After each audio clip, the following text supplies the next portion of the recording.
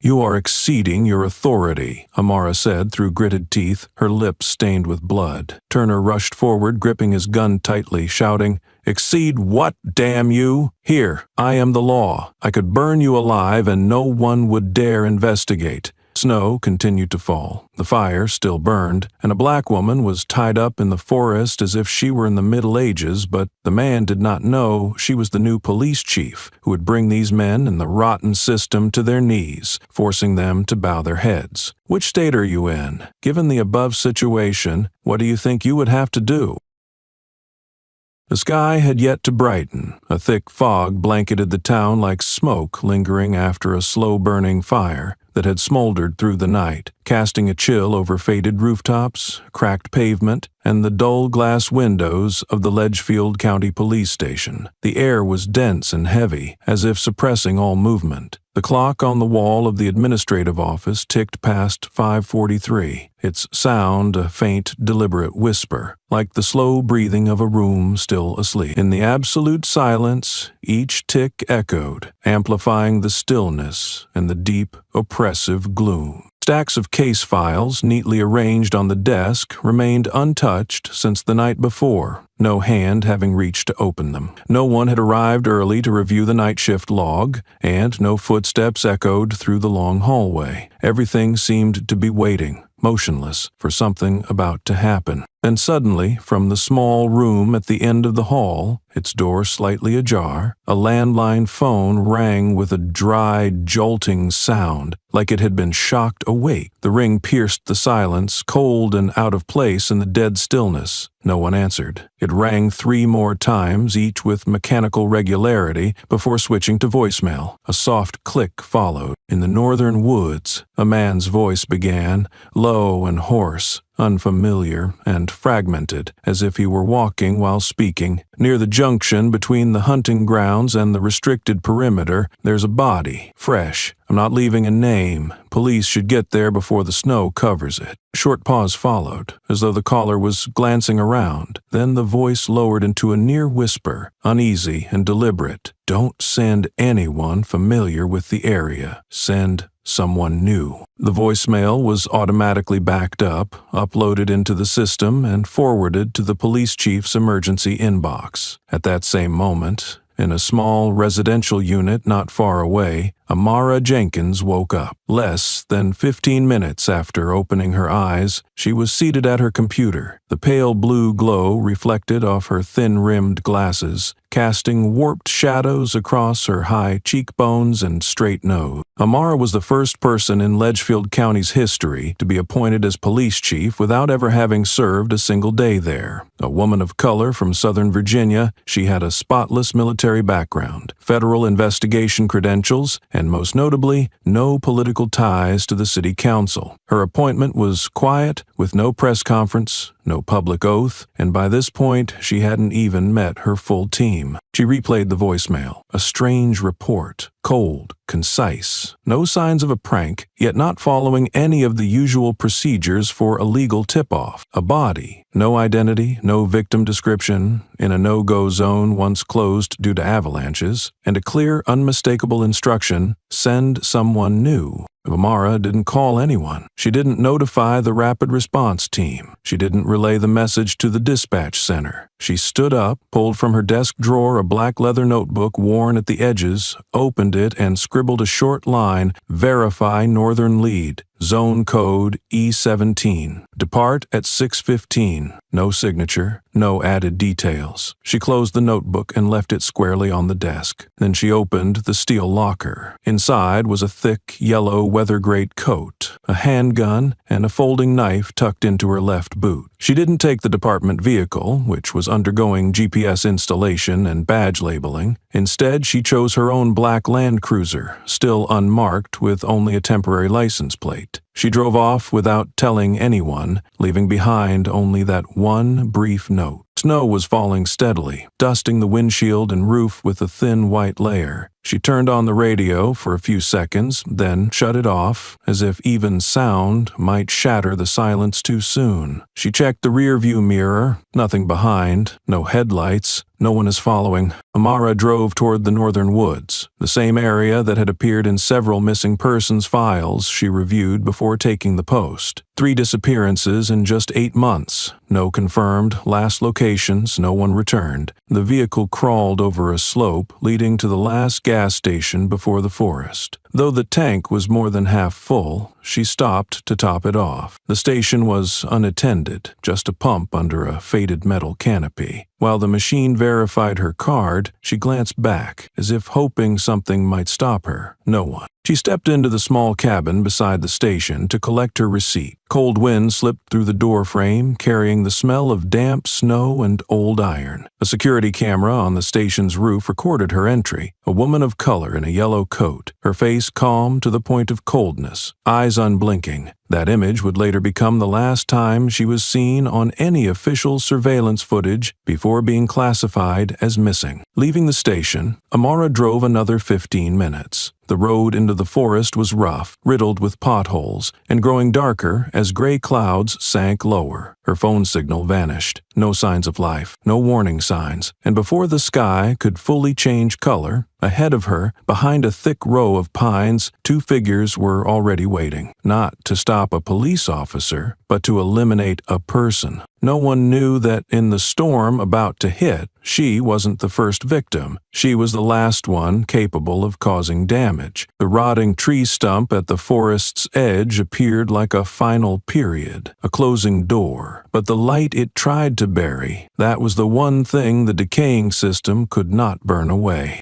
Amara's vehicle slowed as she rounded a bend in the narrow dirt road, now blanketed in deep, pristine snow. The world outside the windshield had transformed into a monochromatic landscape, endless white, severed only by the dim indent of tire tracks leading between twin rows of ancient fir trees. These towering evergreens, standing sentinel beside the path, loomed like silent stone pillars in a frozen temple, their gnarled branches etched sharply against the dull gray sky. A hush had settled over the forest, broken only by the soft whisper of her tires against the packed snow. This was once a junction that connected to the northern outskirts of the region, a seldom traveled crossroads. Though a weathered wooden signpost once indicated the way, it had long since rotted away and vanished beneath the snowfall, its message claimed by time and neglect. Amara braked gently and brought the car to a full stop. Through the windshield, she detected movement, 2 figures standing squarely in the road ahead. Their silhouettes were unmistakable against the snow. A Ford Crown Victoria patrol car, painted in the muted white and black of law enforcement, stood angled slightly to the shoulder. Its rooftop beacon flashed intermittently, a soft, pale glow that suggested routine surveillance, or perhaps a warning, this territory is guarded. The staccato flicker of the light against snow-laden pines lent an eerie, unspoken tension to the stillness. 2 men in uniform emerged from behind the patrol car. The first was tall and broad-shouldered, his square jaw flushed red from the biting cold. His hand rested on the grip of his service weapon, the barrel pointed downward but held at the ready. When he spoke, his voice was dry and rough, carrying an edge sharpened by suspicion or contempt. His partner was shorter and heavyset, his gaze darting nervously, lips pressed into a tight line. Amara lowered the driver's side window, hands resting calmly on the steering wheel as she offered no sign of distress. She recognized them even before the names printed on their name tags, those creased and faded strips of metal worn like tarnished tokens of authority. "Beck," said the taller one. The other, his eyes narrow and shifty, was Turner. Both were notorious in internal police reports, both shielded behind allegations of misconduct and abuse of power. Beck cut through the silence first, voice sharp. "Where exactly do you think you're going in this rusted heap, out here in the middle of nowhere?" His accented pronoun hung heavy in the cold air. Amara's tone was even, unflinching. "I'm investigating a report of a body in the northern forest." Turner snorted, amusement rolling in his voice like bitter steam. "Now?" Alone out here? Your car looks less than official, Amara replied firmly. My vehicle hasn't been outfitted with department insignia yet. This run was logged at headquarters. Beck sighed, flicking a glance at Turner, lips curling into a sardonic smirk. What paperwork do you have to back that up? Got something I can look at? Without hesitation, Amara reached under her jacket and drew out a crisp, unlaminated badge, her police ID, bearing the official seal, still clearly new. Its edges bore the faint sheen of embossing, the emblem of her rank apparent even in the pale glow of the patrol car's lights. She extended it through the window. Turner leaned forward to inspect it. He turned it slowly in the light, jaw flexing as he scrutinized the plastic cover and cardboard backing. After what felt like an eternity, he spat the ID back through the window. I could have had something like this made in 3 minutes at any print shop. You expect me to say yes, sir, and let you pass? Beck took half a step closer, voice low and edged with condescension. No one out here knows who Jenkins is. Hell, no one's heard of any black chief waltzing into the woods before dawn. You got no badge, no marked vehicle, no accreditation. What exactly are you? Amara's eyes stayed steady on his. She answered evenly. I'm on duty. A body was reported on the north boundary. I need full cooperation, or step aside. Turner let out a harsh laugh, barbed and mocking. Sounds like someone's feeling real high and mighty, ordering us around. Beck looked to Turner, lips curling into a sneer. Nobody authorized you. You've got zero authority here. Amara braced her shoulders, her calm voice unwavering. You're exceeding your authority right now. Turner's response came fast and low. Authority my ass. I am the law in these parts. At that, things escalated. Turner lunged forward, grabbing at her shoulder and jerking the door. Amara twisted away instinctively, maintaining rare composure even as she slid against her seat. Keep your hands off me, she said, voice level but firm. Before she could react, Beck advanced, swinging the butt of his firearm in a violent arc. The heavy wood handle struck Amara's shoulder with bone-jarring force. She toppled forward, crashing into the snow beside the car. Her head struck a hidden rock beneath the fresh blanket, and a rush of hot pain blossomed at her temple. Blood blossomed in bright crimson patterns across the pristine snow, soaking her golden uniform shirt. The arresting tableau of red against white glared like a defiant declaration. Turner crouched over, hands shaking slightly as he checked for signs of life. She's alive, but she's out cold, unconscious. His tone balanced unnervingly between clinical assessment and grim satisfaction. Meanwhile, Beck returned to the trunk and flung it open. Inside were coils of zip ties, a battered scarf of thick cloth, a jerry can of gasoline, a lighter, every tool meticulously prepared. Beck murmured to himself, voice muffled but resolute. No camera, no witnesses. Let's wrap it up fast. Turner worked methodically, binding Amara's hands behind her back with cold efficiency. Together, the two lifted her limp form and carried her toward a faint path descending into the forest's shadowed interior. Each step crushed the soundless snow beneath them, their footprints the only evidence of passage, soon to be erased by drifting flurries. Darkness reigned in the trees, suffocating any sound. No birdsong, no wind, just the sinister echo of boots. At a small clearing, they paused. Beck shoved the jerrycan and lighter into Turner's hands. The two exchanged a hollow look, their plan clear. In the forest, where justice should have stood unyielding, they'd rendered a newly appointed female chief of police vulnerable, broken. Her spilled blood stained the snow in vivid protest, a whisper of rebellion in frozen silence. Mara lay unconscious among the pines. The first threads of her oath now dyed crimson. The stain on the snow marked more than a single act of violence. It was a challenge, a declaration that from this moment on, justice would not be a word to be spoken. It would be a promise forged in pain and resilience. Her blood spoke truths harsher than any badge, louder than any command. Where once there had been silence, now there was a vow, etched in her wounds, sealed beneath the frost. As Turner stood watching,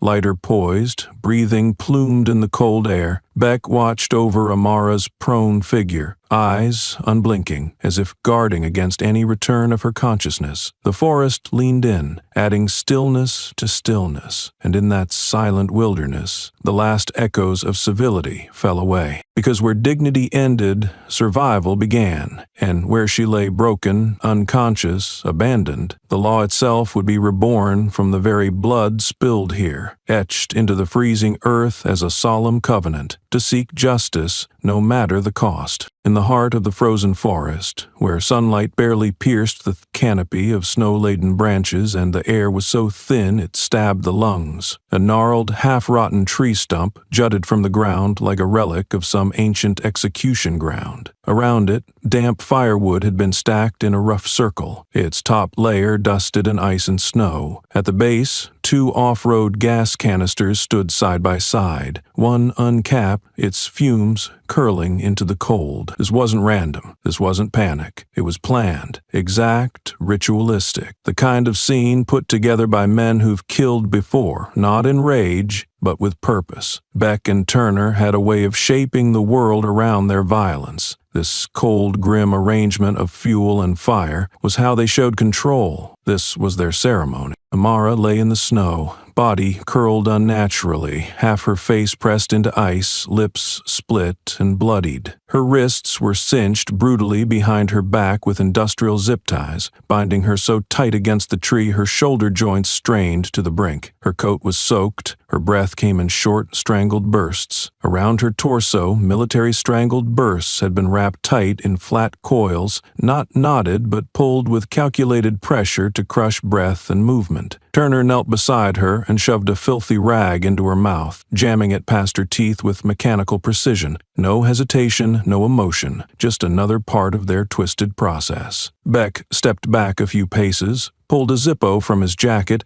and struck the flint. Tock! A flame flared, and he lit the cigarette in his mouth, inhaling deeply before exhaling a plume of smoke that curled lazily into the frozen air. Turner looked over his shoulder and snorted. Told you, these people just need a real good scare to stay in line. This? She'll be a fucking warning sign they never forget. Beck didn't respond. He smoked quietly, slowly, with a nod that said more than words. The badge on Turner's shoulder caught the light. Ledgefield County, its enamel-chipped steel core exposed. They weren't wearing it for justice. They wore it because no one had the spine to take it away. They weren't enforcers of the law. They were the goddamn law. Tamara's eyes cracked open. Weak light danced in her pupils. The flame on Beck's cigarette blurred and bent as her focus shifted. Blood dripped from her hairline and ran warm down her temple. Her body was in agony, every muscle, every nerve. But her mind, disturbingly, was clear. She could feel everything, the sting of the air, the burning cold of the snow, the slow crunch of Turner's boots behind her. She knew what was coming, not because they said it, but because she'd read it before, seen the photos. Black bodies hung from trees, fire licking their skin while crowds smiled, lynchings disguised as justice. Beck flicked his cigarette onto the pile of wet firewood, but it didn't catch. The snow sizzled around it. A gust swept through the clearing, stirring ash and frost in looping currents. Turner didn't wait. He twisted the cap off the second can, poured a circle of fuel around the stump, then doused the front of Amara's coat with the rest. Yellow burns bright,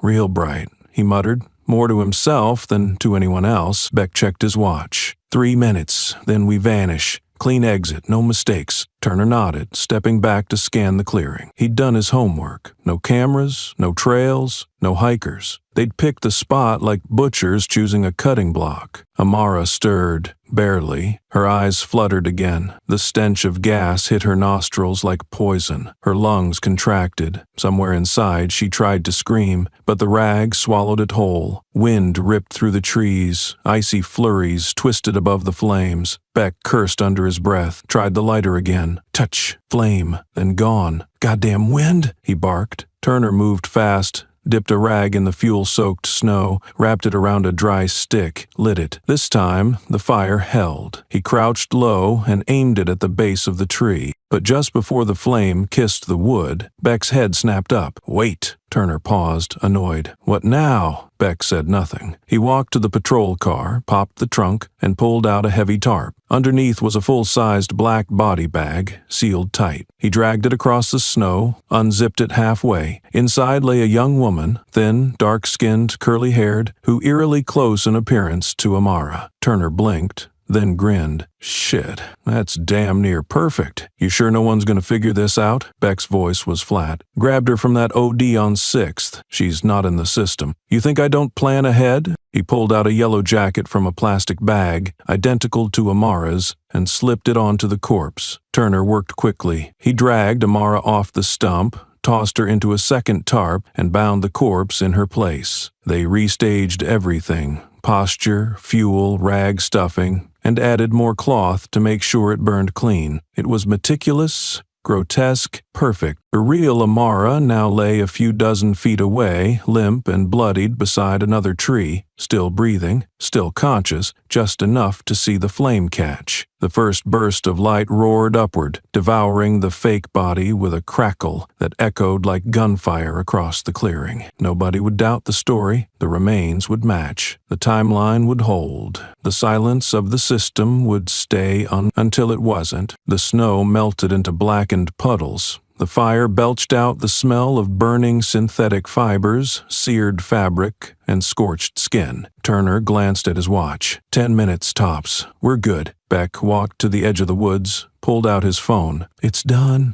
he said. "Everything matches. Don't ask questions." He ended the call and pocketed the device. Back near the tree line, half hidden beneath snow and brush, a smear of blood marked where Amara had been dragged. She couldn't move, could barely breathe, but she was alive, eyes open just a crack, and in that crack, the fire reflected not as an end, but as a beginning. Not a funeral flame, but the first light of something else. Fury. They thought they'd burned the evidence. They thought they'd erased her, but they missed one thing. One small, fatal oversight. They left her breathing, and she remembered every damn second. 3 hours after the fire roared through the snowbound forest, Beck and Turner's patrol car rolled to a stop behind the abandoned police outpost. A crumbling 2-story whitewashed building, its siding stained with algae, its windows fogged with years of condensation and neglect. It used to be a meeting spot for backroom strategy. Long before the county built a newer, cleaner headquarters downtown, now it served a different purpose. A dead zone, a black hole, a place where cars, bodies, and stories went to disappear. And this morning, it was doing its job again. Beck slammed the driver's side door shut hard enough to make the rusting hinges scream. His gloves were off. Blood smeared the steering wheel,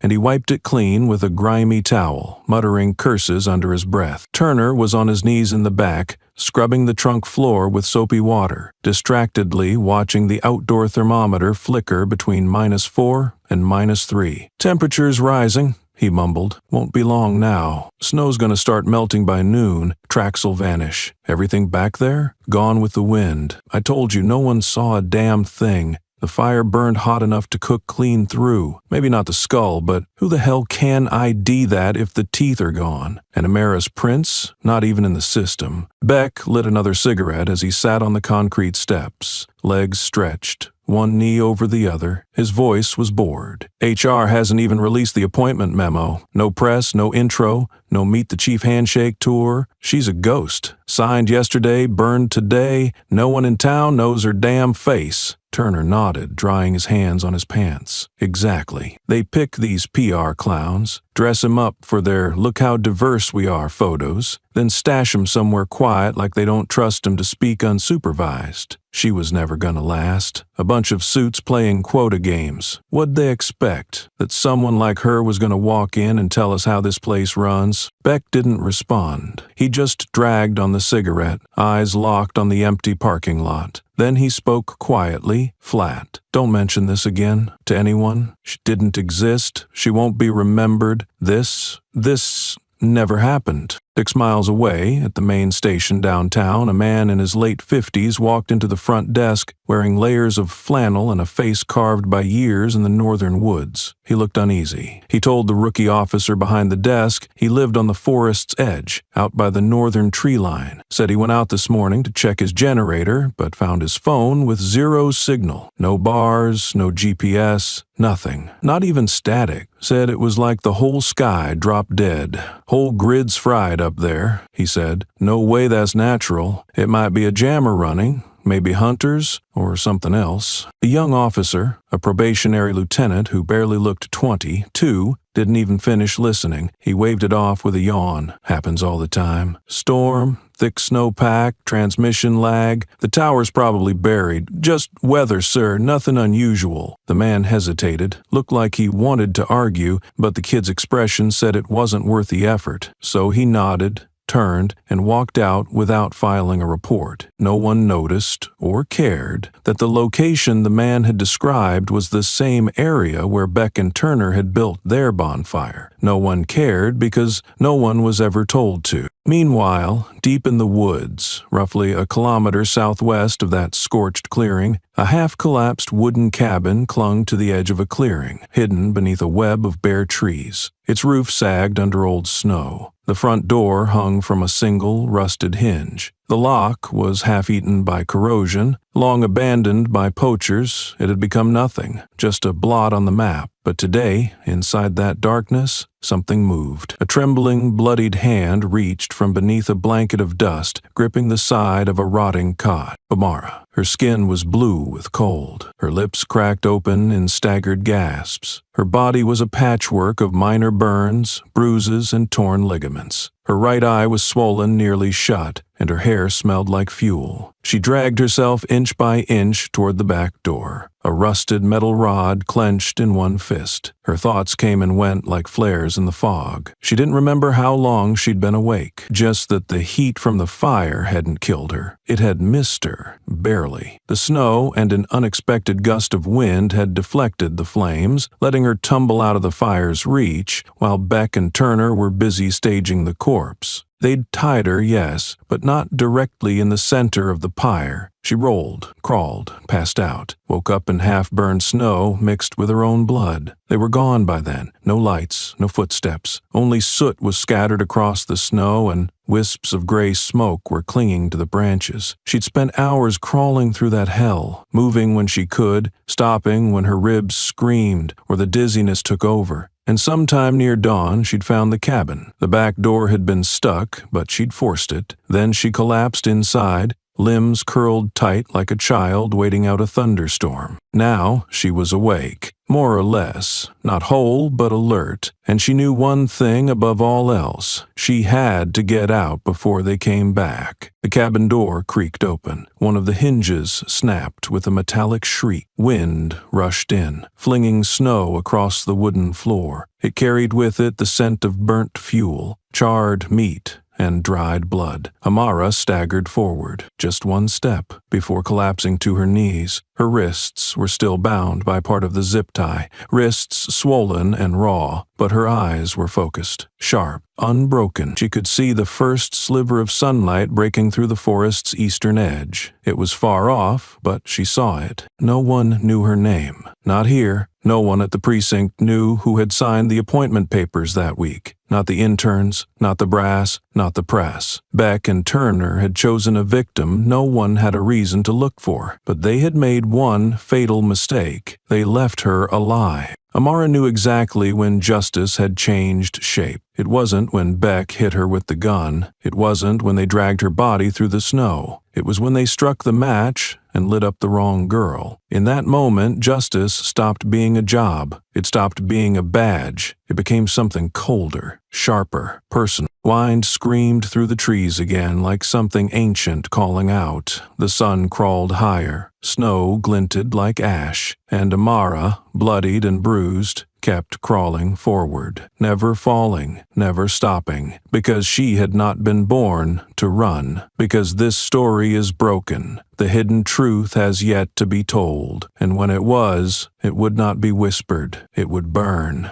The next morning, Ledgefield looked the same as it always did. Overcast skies, soft snow on the rooftops, and steam rising lazily from the gutters. Nothing had changed, not on the surface. The corner cafe, where government workers congregated like clockwork before the day began, opened at 6 a.m. sharp as usual. Inside, the smell of overbrewed coffee clung to the walls, and the air buzzed with muted chatter and the scraping of chairs. Firefighters, courthouse clerks, hospital guards, sheriff's deputies, they came in one by one, stomping snow from their boots, peeling off gloves, and nodding to each other with the kind of tired familiarity only routine could breed. The corner booth by the window had always belonged to Beck and Turner. No one else even tried to sit there. Not because they asked for privacy, hell, they wanted to be heard. They sat in the open because they knew no one dared listen too closely. No one in this town ever did. Beck leaned back, his boots kicked up on the crossbar beneath the table, coffee mug steaming in front of him. A smudge of tobacco clung to his lip as he let out a laugh too loud for the size of the room. Told you, didn't I? Ain't no black bitch driving a goddamn SUV through the woods who's innocent. She thought walking in with a badge made her a goddamn queen. What she needed was a damn reality check. Turner didn't laugh, but the look in his eyes said enough. He tore a chunk from his butter biscuit and muttered with that low, sharp tone he saved for satisfaction, "I gotta admit, she had some spine. Talking back in the middle of nowhere, not bad." Beck slammed his palm against the table. That's the problem. They think the law's theirs. They think some document or some badge or some diversity hire press release is going to shield them. They want to lecture me about the law? Here's the law. Don't get caught alone before sunrise in my woods. His voice echoed, bounced off the cafe's low ceiling. A few heads turned, hesitated, but no one said a damn word. Just like every other day, every other week, every other goddamn year in Ledgefield. In the back corner, a young woman named April mopped the floor with quiet efficiency. She wore a single Bluetooth earbud in one ear and kept her head tilted down just enough to pass as disinterested. She was 23, barely taller than 5 feet, and new to the town. She and her mother had moved up from the south after her father's stroke, looking for cheaper rent and quiet. She didn't know Beck or Turner, never spoken to them, never looked them in the eye, but this morning something gnawed at her instincts, something in Beck's tone, in Turner's eyes. So she reached into her apron pocket, tapped her phone screen, and began recording. She pretended to keep mopping, pretending she was listening to music, but she was careful with the phone's mic. When Beck said, "We lit her up good. Bet there ain't even bones left," April's fingers clenched tighter on the mop handle. She didn't flinch, didn't turn around. She just kept walking, silent and steady. The phone in her pocket kept recording. When her shift ended, she ducked into the back room, pulled out the phone, and hit stop. She played it back with earbuds in, just loud enough to hear Beck's voice crystal clear through the background clatter. "I swear to God, you dig up that site now, you'll find a pile of ash, maybe a melted skull if you're lucky, and good luck IDing that." Her prints weren't even in the damn database. It wasn't just bar talk. It wasn't dark humor. It was a confession. April wasn't brave. She wasn't an activist. She didn't know a single person in law enforcement. But she knew what she'd just heard wasn't a joke, and it sure as hell wasn't a story. When she got home, she plugged the phone into her laptop, exported the recording, and emailed it to herself under a fake address. The file name was simple, AM_yellow_fire MP3. Then she opened her browser and started searching. Burned body, Ledgefield Woods, no hits. She tried police attack a woman in the forest. Nothing but dusty local blogs and half-dead rumor threads. Still, it was something, enough to know this hadn't broken yet, but it might. Elsewhere in town, rumors began to swirl. Not loud, not visible, but present, like smoke under floorboards. An old man at the corner hardware store told his neighbor about strange smoke he'd seen rising out of the tree line yesterday. A high school junior whispered to his friends about his cousin working part-time at the ranger station, who said something smelled burnt near the North Hunt sector. A dairy vendor heard from her sister-in-law's cousin that some colored woman got torched out there for resisting an order. None of it was confirmed. None of it is clear, but, like the taste of burnt ash in the wind, it lingered.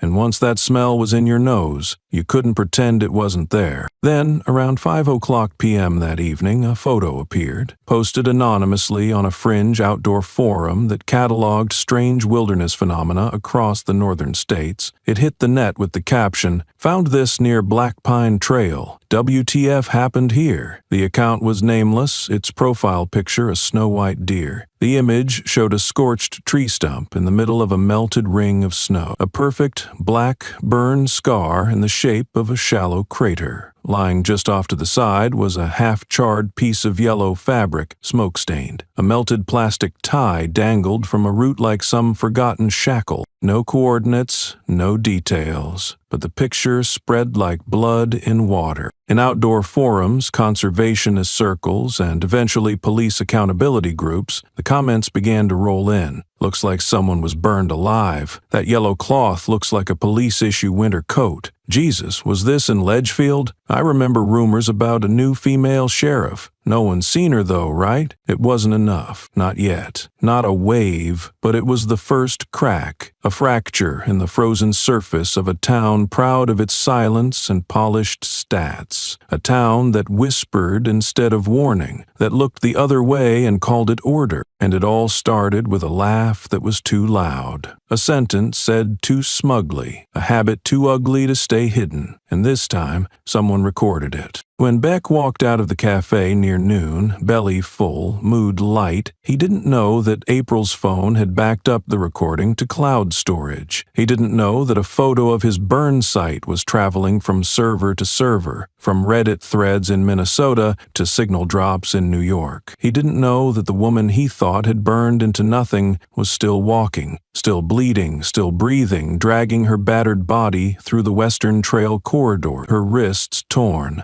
her coat shredded, but her memory sharper than ever. She remembered every word, every laugh, every damn word they said while she lay in the snow they tried to bury her in. He didn't know, but he would, because ghosts don't haunt the guilty, survivors do. The sun hadn't fully set yet, but the Eastern Dormitory building at Emerson University was already lit up like a lantern. On the third floor, in a cramped room strung with old negatives and photo strips, its windows plastered with vintage stickers and scratched-up film labels, Jonah Felix, second-year photography major, was cleaning out his camera's SD card after a long day shooting landscapes. He'd just sat down to start sorting RAW files when his phone buzzed. A notification blinked across his lock screen from the anonymous file-sharing app he used to trade rare shots with fellow underground photographers. It read, "You've received a file, no description, JPEG format. File name, IMG_4201, unmarked." Jonah tapped the screen, expecting an overexposed waterfall or maybe another abandoned barn, but the moment the image loaded, his hands went still. The air left the room. In the photo,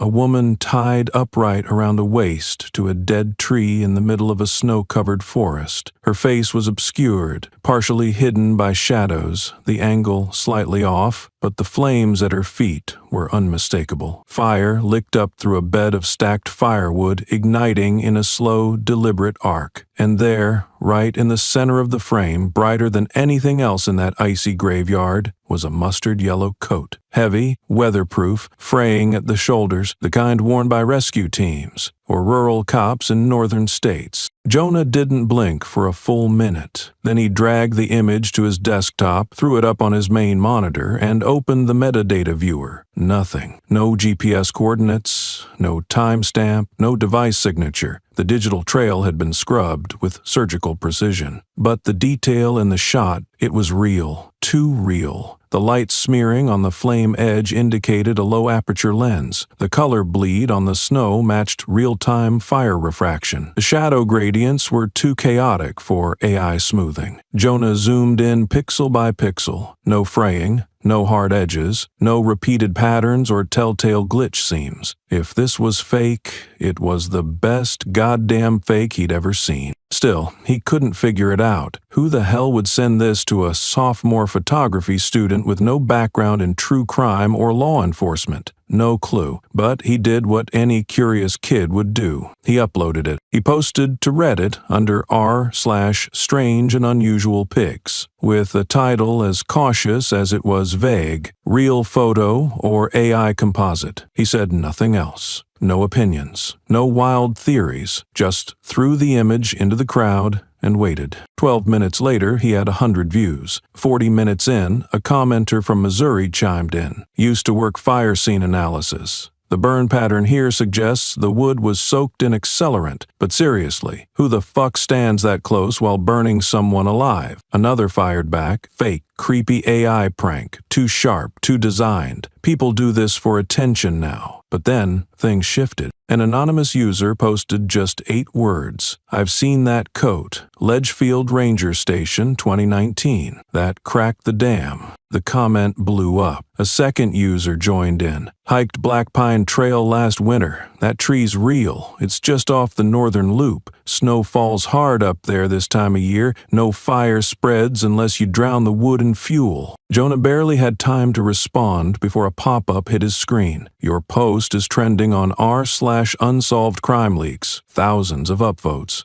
Over 2,000 shares in 3 hours. Threads splintered off into chaos. Users tracing the tree species, snow depth, flame arc, jacket fabric. Dozens of new accounts, most anonymous, were screaming under the post. Who is she? Why isn't there an investigation? Where did that yellow coat come from? Firstly, what the hell is happening in Ledgefield? Over on Twitter, the photo started resurfacing with a new tag, Yellowcoat Justice. A freelance journalist out of Chicago who tracked police corruption cases for years retweeted the image with the caption, "If this is fake, who has the time to stage a woman's execution in a snowstorm? If it's real, who the hell buried it?" TikTok conspiracy pages latched on next. One account with 500,000 followers cut the image into a montage. Dark music pulsed underneath, while bold white text flashed across the screen. A woman, a tree, a fire. No explanation. In just 6 hours, Yellowcoat Justice cracked the top 3 trending tags for forest media across all of Ohio and northern states. And Jonah? Jonah sat in front of the glowing screen, unmoving, as one notification after another blinked into existence like sparks off a fuse. A tiny part of him whispered, "What if I'd deleted it? Just hit trash. Gone on with my life." But another part, deeper, older, understood that this photo, whatever it was, wherever it came from, was never meant to stay buried. Someone wanted it seen. Someone lit this spark, because it was the only language the world still answered to. A woman, a fire, a coat, a silence loud enough to crack the internet. As the debates raged, as forensic AI experts began breaking down color values and soft edge thresholds miles away, unseen by anyone online, the woman in the photo kept walking, her shoulders still seared from burns. Her lips were still cracked from the cold and blood. Her memories are sharper than any lens. She didn't need color grading, didn't need AI verification, didn't need 1,000 upvotes to prove what she'd seen. Because it was real, because she was still alive, and the truth, it had just clawed its way out of the snow. On Tuesday afternoon, a TikTok account known as The Justice Angle uploaded a new video with a bold red headline, frame-by-face breakdown of the winter execution. The account, known for its meticulous 3D reconstructions of unsolved or suppressed crimes using satellite imagery and simulation software, had previously played a key role in surfacing a covered-up rape case in Nevada last year. But nothing they'd ever released came close to the speed or scale of the wildfire that erupted from this video. It opened with a frozen image of a woman tied up in the snow. The frame lingered, then came the words, slowly fading in across the top. The source of this photo remains unverified, but it has been confirmed to be authentic, unedited, and not AI-generated. Next was a full 3D rendering of the Black Pine Trail area, believed to be the most probable site of the incident. The narrator, calm and clinical, continued. The scorched tree stump matches coordinates 41.1299 DEG, 81.5853 DEG. This location was previously closed due to avalanche risk. There are no legal access points during this season. The only approach is via the edge of the Timber East gas station, where security cameras captured the final activity of the potential victim, wearing a yellow coat. The footage appeared mid-video, slowed down to emphasize every frame. A woman of color refueling her car, entering a small cabin, then leaving. No one followed. The timestamp aligned exactly with the day the scene photo was anonymously submitted. The coat, deep yellow with a stiff collar raised against the wind, matched the one in the burning photo down to every crease. But the video didn't stop there. The voiceover pressed on. Using light angle analysis and shadow length software, we determined the photo was taken between 6:15 and 6:45 EM. Snow reflectivity, smoke dispersion, and the pattern of burn across the kindling confirmed the fire was set no more than 10 minutes prior. Then it highlighted the victim's tied arm. The binding used is an industrial-grade rope, identical to those stocked in the equipment depot of the Ledgefield County Police Department. That single line snapped the momentum of the video like a bone under pressure. No one said it outright, but a connection had been drawn, and it was loud. Within just 4 hours, the video had exploded past 3 million views. On Twitter, the official account of Human Equity Watch posted, "If this is real, we're not just looking at a murder, we're looking at a lynching,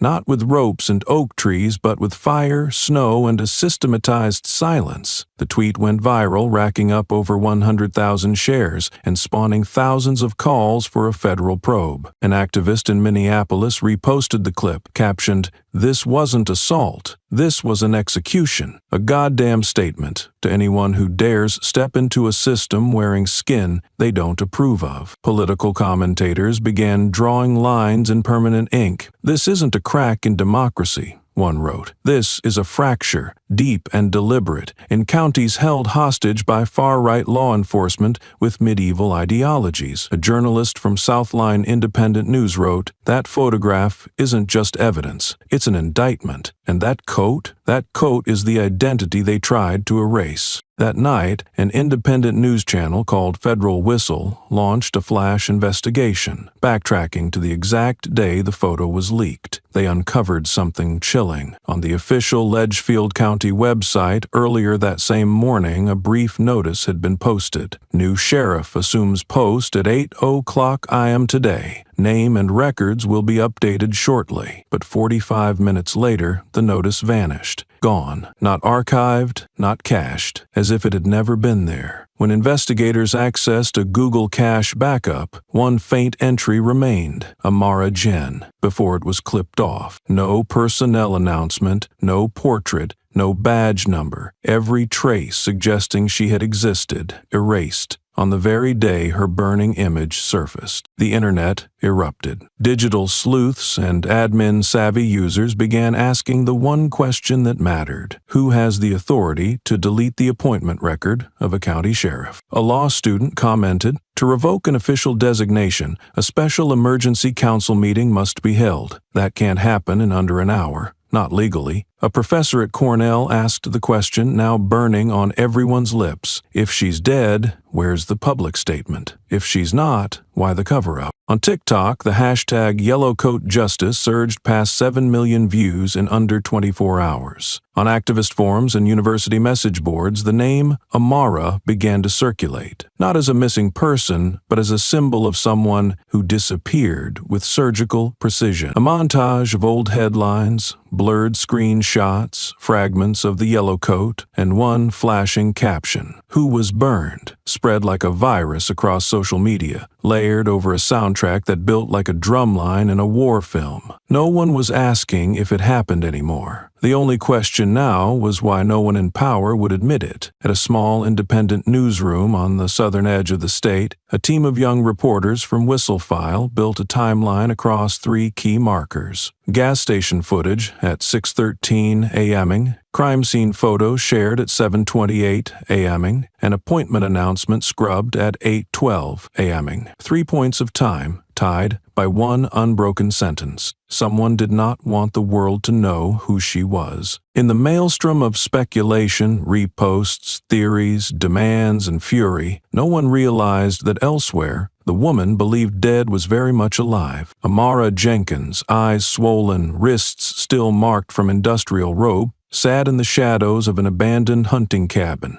staring down at the very video that had relit her name. On a cracked phone screen, she saw the image of herself burning, her face obscured. She watched as strangers debated the reality of her coat. She heard a voice tremble through a live stream, daring to say her name, and then second-guess it. And in that moment, she understood. The second she stood up and stepped out of hiding, no one would be able to deny that she existed, that she had been erased, and that she had been set ablaze in the snow like some grotesque ritual of enforcement cloaked as order. Because this wasn't some bureaucratic slip. This wasn't an internal affair gone wrong. This was a message, sent through fire, etched in ice, delivered with surgical cruelty and patriotic silence. And the bastards behind it, they weren't hiding. "They think silence will bury us," said one anonymous voice in a follow-up clip from the justice angle. "They think the cold will preserve their lie. But they didn't count on the fire screaming back. They didn't count on a woman who wouldn't die on cue."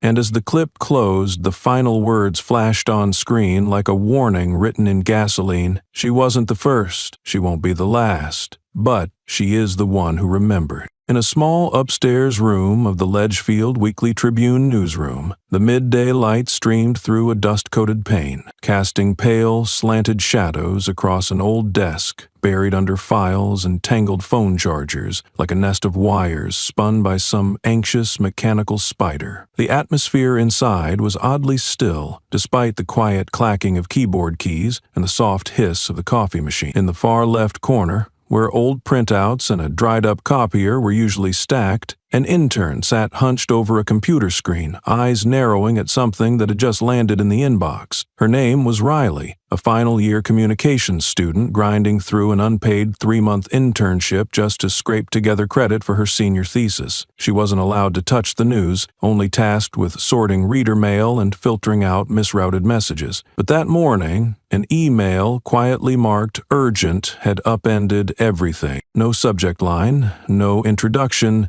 no traceable sender, just a single word attached. When she clicked open the PDF file, Riley froze. On the screen was a full scan of an official state document, stamped in red by the Ohio Department of Internal Affairs. The header was unmistakable. Appointment of Sheriff, Ledgefield County, Amara L. Jenkins. Effective date, February 13, 2025. Below it, a standard 3x4 ID photograph, a black woman, poised and composed, hair neatly tied back, wearing a blue-collared shirt, standing before the state flag. The signature of the Civil Coordination Office head was clear at the bottom. But that wasn't what made Riley's stomach drop. She had seen that face before, not in employee files, not in any official database, but in a photo that had flooded every corner of the internet for the past 3 days. The woman tied to a tree, surrounded by snow, devoured by fire in a blaze of orange and crimson, her identity debated, denied, dissected. It was her. It was Amara, no doubt. The jawline, the slope of her nose, and the small birthmark on the left side of her neck, all of it matched. Matched the gas station surveillance footage, matched the 3D render circulating on TikTok's top trending page. Amara Jenkins was not some faceless casualty. She was the legally appointed sheriff of this county. She was a government official. She was the face that someone, some entity, was trying to scrub from the entire system like an error too inconvenient to acknowledge. Riley printed 3 copies of the document and raced down the stairs to find the morning editor. But even as she ran, a sharper truth kept pounding through her chest. No one here would dare run this story. Not because they lacked proof, but because it would force the paper to do what it had never dared to do: confront law enforcement inside their own backyard. The editor listened, quiet for a few long seconds. Then he placed a hand gently on her shoulder. "We need to verify this. It could be a plant, could be fabricated. We can't afford to be wrong on something this big." Riley pushed back. "This document has a file number, a stamped approval. It's real," the editor just repeated, softer this time, almost pleading. "It's not the job of a county newspaper to announce a murder, not like this." By that afternoon, the file had been locked away inside the internal archive drawer. Riley's name was never mentioned during the editorial meeting. No one asked any follow-ups. But she knew. She knew it would get out eventually, if not from her, then from somewhere else. Because silence in the digital age was no longer a shield. It was a red flag. Meanwhile, the internet had already passed judgment. Reddit threads, university forums, Discord servers. Every corner of the web erupted with a new label for the unnamed woman burned in the woods. The badge in the fire. The phrase first appeared in a caption from the Justice Angle's second viral clip. She didn't get to wear the badge, but the fire confirmed her rank. The line burned through timelines like gasoline. In a color-corrected still, a woman strapped to a tree, flames licking up her coat, the shoulder fabric singed, but not before revealing the faint outline where a badge had clearly been removed. The badge in the fire became a symbol. People posted side-by-side comparisons. They bordered screenshots with red frames, tagged them with one word in the corner, Amara. Students at 2 universities designed posters, black backgrounds, burning silhouettes, and a stark question printed beneath. Who's next? No news station acknowledged it. No publication issued an official statement. Her name was still absent from every formal source, but online the truth had already landed. She was no longer the woman who burned. She had a name, a role, a face, and her existence could no longer be buried under snow, ash, or institutional silence. That evening, a constitutional law blogger published a scathing article dissecting the legal consequences of erasing a public official's identity. The title was simple: "This isn't just murder. It's civil erasure." The piece included one damning quote: "If Amara Jenkins was lawfully appointed and then killed by actors within the very system meant to protect her, this isn't just a crime. This isn't just a crime. This is the destruction of a democratically conferred power." The article exploded, shared, quoted, and reposted with fury. That night, for the first time, Amara Jenkins hit the top trending search across the country, even though her name still hadn't passed a single newsroom's lips. Somewhere far from the data feeds, in a makeshift safe house built from a repurposed storage shed behind a human rights collective's hidden base, Amara sat silently watching it all unfold. On a cracked old tablet, she saw the names they were calling her. The badge in the fire. She watched voice-matching algorithms analyze her cry from a still frame. She saw TikTok comparing her ID photo to the blurred, scorched face captured in flames. Every match hit. Every detail screamed yes, but still, it was all surface-level noise, because no one had seen what mattered most. No one had seen the truth about the executioners, the ones who tied her up, the ones who lit the match. They weren't just rogue cops. They weren't 2 bad apples. They were foot soldiers of something far deeper, an ideology carved into the country's bone marrow, an order older than the precinct, more deeply rooted than policy, an ecosystem of rot, sanctioned and reinforced by those in power and those too afraid to speak against it. Amara knew if she stayed hidden, she might survive. But if she came forward, she'd rip the mask off a system that never believed she should have worn a badge to begin with. And so, she watched. She waited, not out of fear, but to make sure the world had seen enough to recognize the stakes. Because once she spoke, once she stepped forward and declared, "I am the woman in that fire," there would be no more hiding, no more red tape, no more silence to protect the guilty, and no one, not the ones who tried to burn her alive, not the ones who deleted her name, not the cowards filing paperwork in basements, none of them would be able to deny what had happened again. Because of the badge they tried to remove, it burned its shape into history, and she was was coming back to make sure it stayed. As night fell over the northeastern corner of the United States, millions of devices lit up in unison, not for sports updates, not for election results, but because of a headline cold and sharp enough to slice through the country's collective breath. Was the new sheriff burned alive before her first day? That single sentence flashed across the homepages of CNN, Al Jazeera, and The Guardian at the exact same moment, hitting the Litchfield County system like a fist to the throat. This wasn't a social media rumor anymore. This wasn't idle cafe chatter or whispers in college group chats. This was a direct, internationally broadcast question that no one in power wanted to answer. Was someone tied to a tree and set on fire in the snow? And was that someone the legally appointed sheriff of this goddamn county? The source of the media shockwave came from a bombshell report by Clara Vale, a rising journalist with Southline Independent News. Clara had spent 48 hours tracing the origin of the now infamous photo, combing satellite logs, climate monitoring stations, and old forestry research cams buried deep in government archives. What she found wasn't blurry or vague. It was damning. A 6-second clip, pulled from an aging weather monitoring drone, showed a thin wisp of smoke curling up from the forest floor near Black Pine Trail. The timestamp lined up precisely with the moment the image of the burning figure had first appeared online. But the kicker? The coordinates of that smoke trail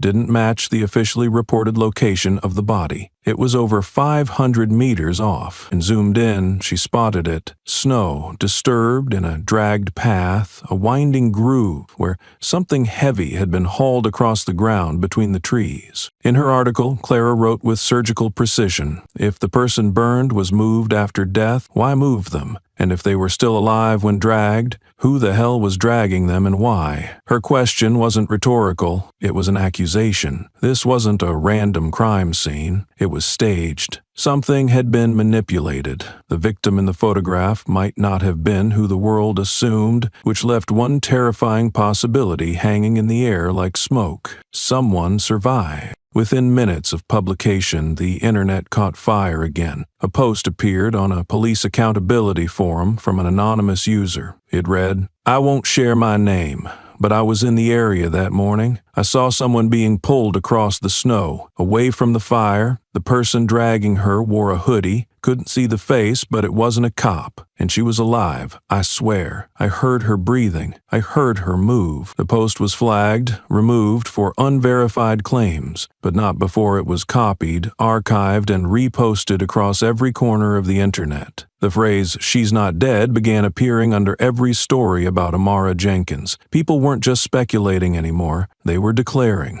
Unified, loud, unrelenting. She's not dead. Because if she were, they wouldn't have tried this hard to erase her from the system. Public pressure spiked. Within hours, the Litchfield County Supervisory Board was forced to issue an emergency order for a full-scale investigation at Black Pine Trail. The search would include the state's forensic division, rescue personnel, and environmental survey teams. But the moment the request hit the Litchfield Police Department, the whole process hit a wall. Temporary acting sheriff Ray Douglas sent a one-sentence denial in return. "There is not sufficient evidence to determine this location falls under our jurisdiction. We cannot confirm the victim's identity without verification from a superior authority." Bullshit. Transparent, deflective, calculated bullshit. Everyone knew Black Pine Trail was inside the county line. Everyone knew jurisdiction wasn't in question. But this wasn't about facts. This was about stall tactics, the kind used by people who know what's under the snow and don't want it dug up. And to seasoned observers, the message was clear. Someone was trying to run out the clock. Every delay was a smokescreen. Every refusal is a warning. You dig too deep,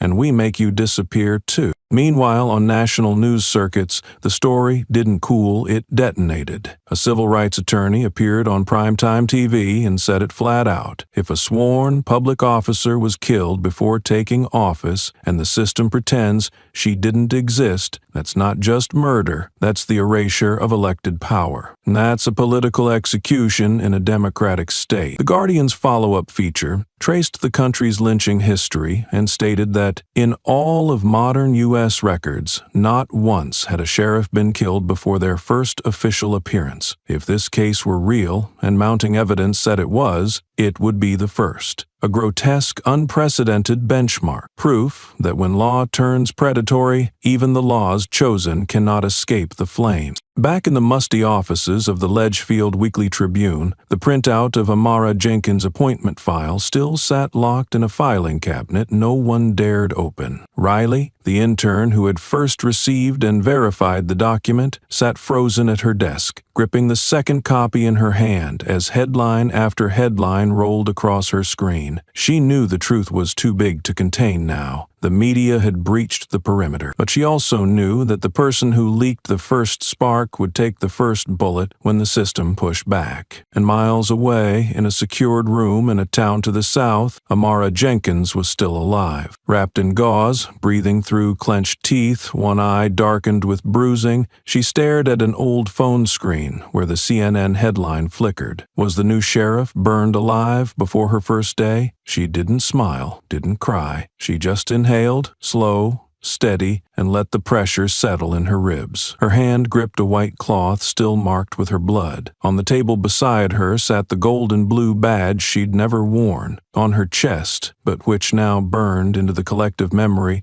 of a country pretending not to see. It wasn't just metal, it was evidence of what they did, of who she still was. No one would forget now. And the ones who tried, she was coming for them. No one expected the Federal Justice Hall in Akron, Ohio, to become ground zero for a reckoning. Not on a quiet Friday morning at the start of the month, not for a press conference with no confirmed speakers, and certainly not for a personnel change announcement that was barely a single line long. Here the line outside stretched all the way to the City Hall steps, snaking around barricades and security checkpoints, brimming with reporters, students, civil rights monitors, and strangers drawn by something raw and burning in the air. The only official word from the Department of Justice had been cold and spare. Emergency personnel change, Ledgefield County. No one said her name, but everyone had it clinched behind their teeth. Inside, every seat was taken. Even the aisles were lined with people standing shoulder to shoulder. The scent of winter still clung to coats and scarves. Phones were raised, cameras checked, and lenses wiped with trembling fingers. At the front of the hall, beneath a massive wooden clock that hadn't chimed in years, a silence began to gather, thick and charged. When the clock struck 10, the 10th chime echoed through the marble ribs of the courthouse like a war drum, and then, without warning, the heavy rear doors opened. But it wasn't some federal attorney, it wasn't a congressional aide or department official, it was her. She stepped into the light with no fanfare, no escort, just the slow, limping steps of a woman whose legs still remembered the fire. Her left leg dragged slightly, her right hand gripped a dark wooden cane. Her jacket, once sharp and pressed, now bore the faint marks of scorching, blackened threads along the shoulder seam. The side of her neck was mottled with burn scars, and yet her eyes as she scanned the room did not flicker. She didn't wave, she didn't nod,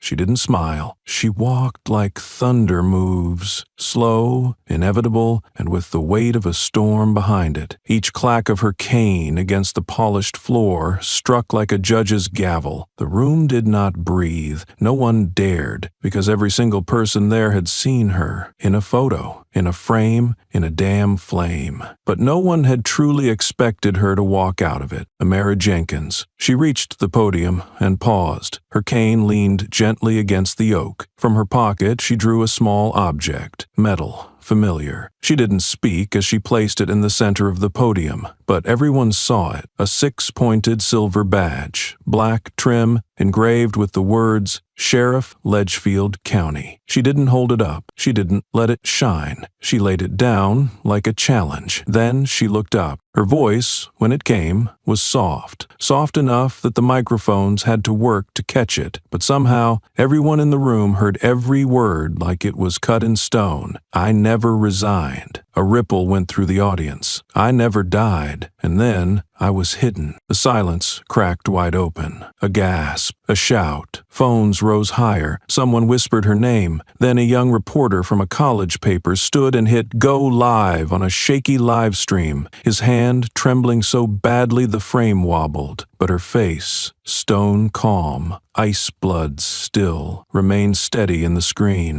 Amara didn't stop. I was attacked the morning of my swearing in, beaten, tied, burned alive. Her hand lifted, slow and deliberate. She pulled back her collar, revealing the red, gnarled scars that crawled down her shoulder like melted wax. They thought I was finished, and still her voice didn't break. If anything, it sharpened. I was pulled from that fire by a man this system shattered, a man whose ribs they broke, whose skull they cracked, because he didn't move fast enough when asked for ID, because his existence threatened their structure, because they thought silence was loyalty and fear was justice. The crowd knew who she meant. No name was needed. The moment had already been etched in digital blood. David Langston, the engineer, the non-compliant citizen, the one who vanished after the police shattered his bones for holding tools they claimed were suspicious, a man buried under bureaucracy, until he reappeared to drag Amara out of the fire meant to erase her. Amara pressed forward, her voice rising just enough to slice through every doubt in the room.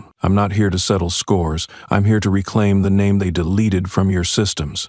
To show you that the image you've seen online is not a symbol. It's not viral art. It's evidence. She picked up the badge, turned it in her fingers, let the light catch the lettering. This badge was never theirs to take, she said, and it's not yours to doubt. The room exploded. People stood, shouted, sobbed. Others backed away, shaken by the living proof of what they had tried so hard to call fiction. But the cameras kept rolling. The badge gleamed. In the livestream feed, the viewer count passed 3 million. A pinned comment appeared beneath it from a masked account with no bio. She's back, and this time, they can't bury her in fire. Outside, snow continued to fall, cold, relentless. But something else had cracked, something deep. Not just the illusion of order, not just the veneer of law, but the lie that a black woman in power could be erased by silence, by ash, by systems built to destroy her behind desks and sealed evidence lockers. Amara Jenkins stood beneath the courtroom lights, not for glory, not for spectacle, not to play a hero. She stood because she had survived. And because survival, when you're not supposed to, is a revolution they cannot contain. She didn't smile. She didn't gloat. She just raised the badge, and the fire that once tried to consume her reflected back in steel. The Ledgefield District Court is located in the heart of the old western row of buildings, where dark brown stones stand unchanged, bearing silent witness to the scars left by the Civil War. That particular morning, the back door was opened earlier than it normally would be. Outside, there was no line of people waiting, no crowd gathering, no reporters present, and no press releases had been sent out to inform the public. The morning news barely mentioned the event, with only a small note tucked away in the legal section reading, "Internal hearing, closed to the public." Yet inside those walls a tension was building. Something urgent and explosive was waiting to surface. Amara was allowed special access through a side gate, one that led directly to hearing room 3. She moved slowly,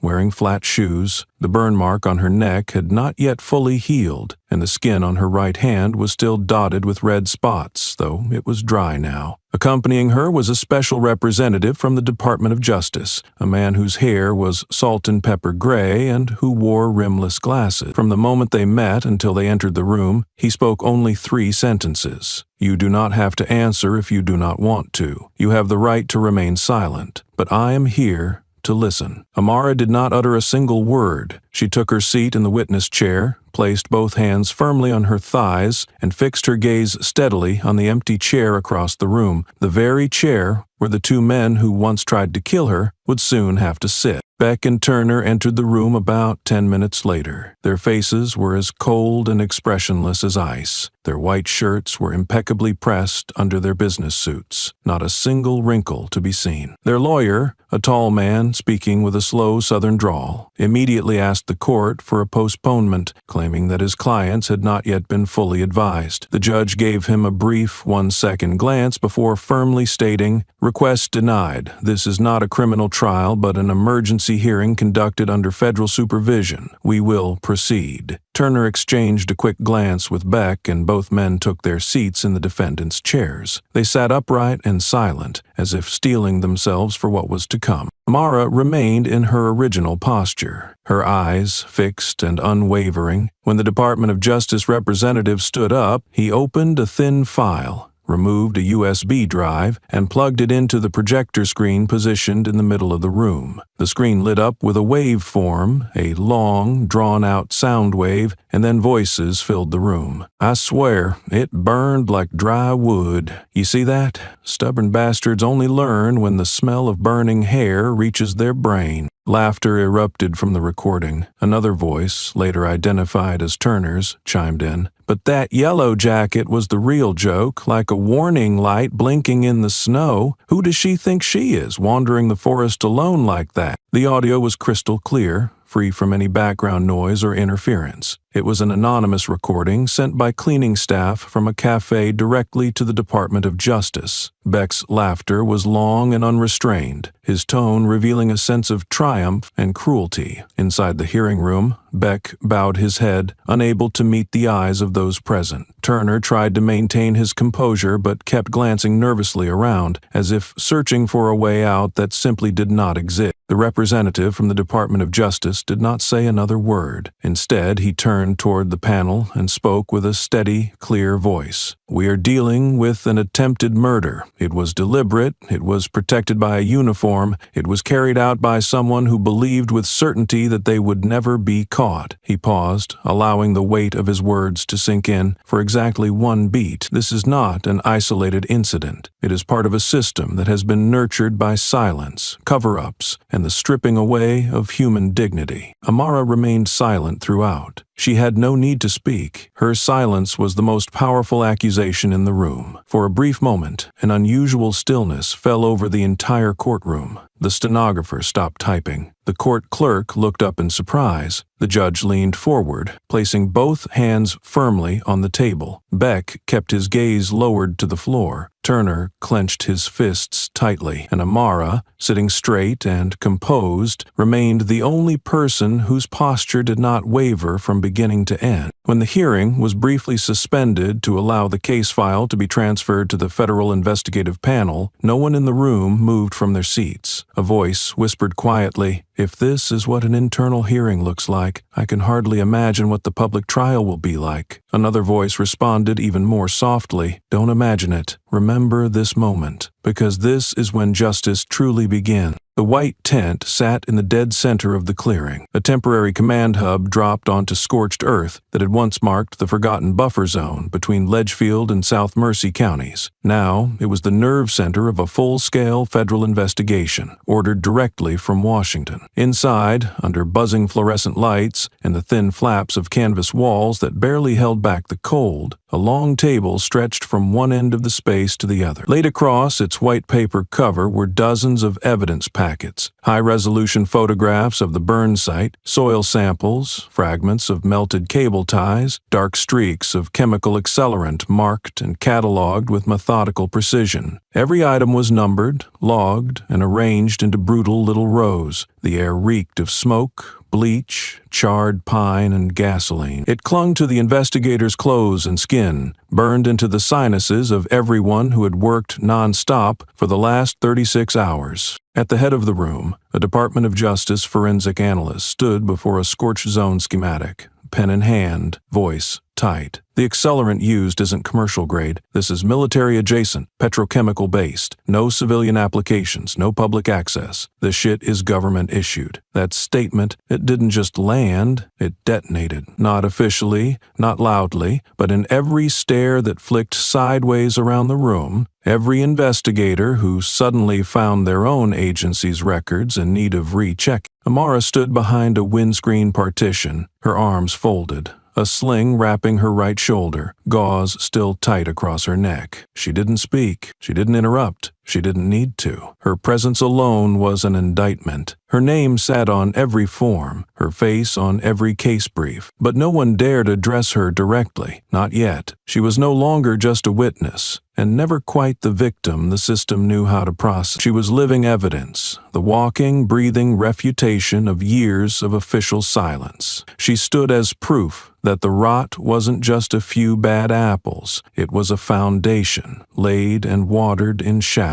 To the east wall, a secondary unit had pinned up a regional map. 3 investigators were threading a red string between points marked in pen. Each red dot is an unresolved missing persons report, one said, voice rough with fatigue. Everyone within the 30-mile perimeter of the county border. The map lit up like a wound. Over 30 markers, each representing a person scrubbed from records, lost between the margins, written off, or never written in to begin with. Yet only 8 of those cases had official paperwork. The rest, scribbled in, misfiled, or left undocumented, lived only in fragments. Then, under a stack of faded folders, someone found it. A handwritten note, barely legible, smudged with time. Transient sweep, Feb 2017, cleared at C12. The team froze. C12 was cross-hectored in the master log. Final sign-off, Turner. Another entry, tied to Zone B92, undocumented immigrants last seen hiking, listed Beck as the final officer of record. One of the analysts spoke low, eyes narrowing. How is it these 2 names appear at over half of the unresolved locations with no independent follow-up? Silence answered. Then someone pulled the map off the corkboard and repinned it under a new heading, this time in red ink, bold. Pattern of disappearance, unchecked law enforcement presence. Across the tent, a data specialist at a battered laptop chimed in. Patrol vehicle GPS logs show both cars entering deep forest areas multiple times. Outside jurisdiction, off schedule. Cross-hecked with traffic cams, there's no record of them ever exiting, like the forest swallowed them. Winter satellite photos from last year revealed 3 melted snow zones that shouldn't have been melted, each within 200 meters of where missing persons reports were clustered. The temperature data didn't lie. Heat sources had burned there long enough and hot enough to warp seasonal patterns. By afternoon, a second-tier task force was proposed on the spot. This might be a coordinated pattern of homicide disguised under legal pretense. The statement was entered into official minutes and escalated straight to the Attorney General. Meetings broke into subcommittees, evidence boards multiplied, phones lit up nonstop, and then, amidst all that static and strategy, an old woman stepped quietly into the tent's front flat. She carried a worn manila folder and a creased photo, held carefully between both hands. In the image, her son, missing since 2019, stood smiling in a brown winter jacket in front of the Chevron station near the Black Pine Forest Trail. "He wasn't a drifter," she said softly. "He went looking for firewood. They told me he left town. He wouldn't have left me." Amara stepped forward, her eyes locking on the picture. She knew that face. Not well, but enough. Years ago, that young man had applied for a part-time slot in a community safety program that Amara helped coordinate. His file had been denied, no stable mailing address. That was the last she'd heard of him, until now. She took the photograph from the mother's trembling hands and held it, like it might fall apart from the truth it carried. It hadn't been the system that remembered him. It had been grief. Around them, the tent swelled with K-sales, pouring in from families long dismissed, names that never made it to bulletins, voices ignored in courtrooms and police stations. No one said stop. No one dared. The investigators worked through the night. Projectors threw light across dry erase boards, highlighting inconsistencies, stitching new timelines from forgotten dates. The deeper they dug, the more the shape of it came into view. This wasn't rogue misconduct. This wasn't an isolated abuse of power. This was a system, a hidden pipeline of death, sanctioned by silence and operated by those wearing the badge like a license to disappear the unwanted. And in the heart of that storm, she stood, Amara. Not as a sheriff, not as a victim, not even as a survivor. She stood as the question that no one could bury now.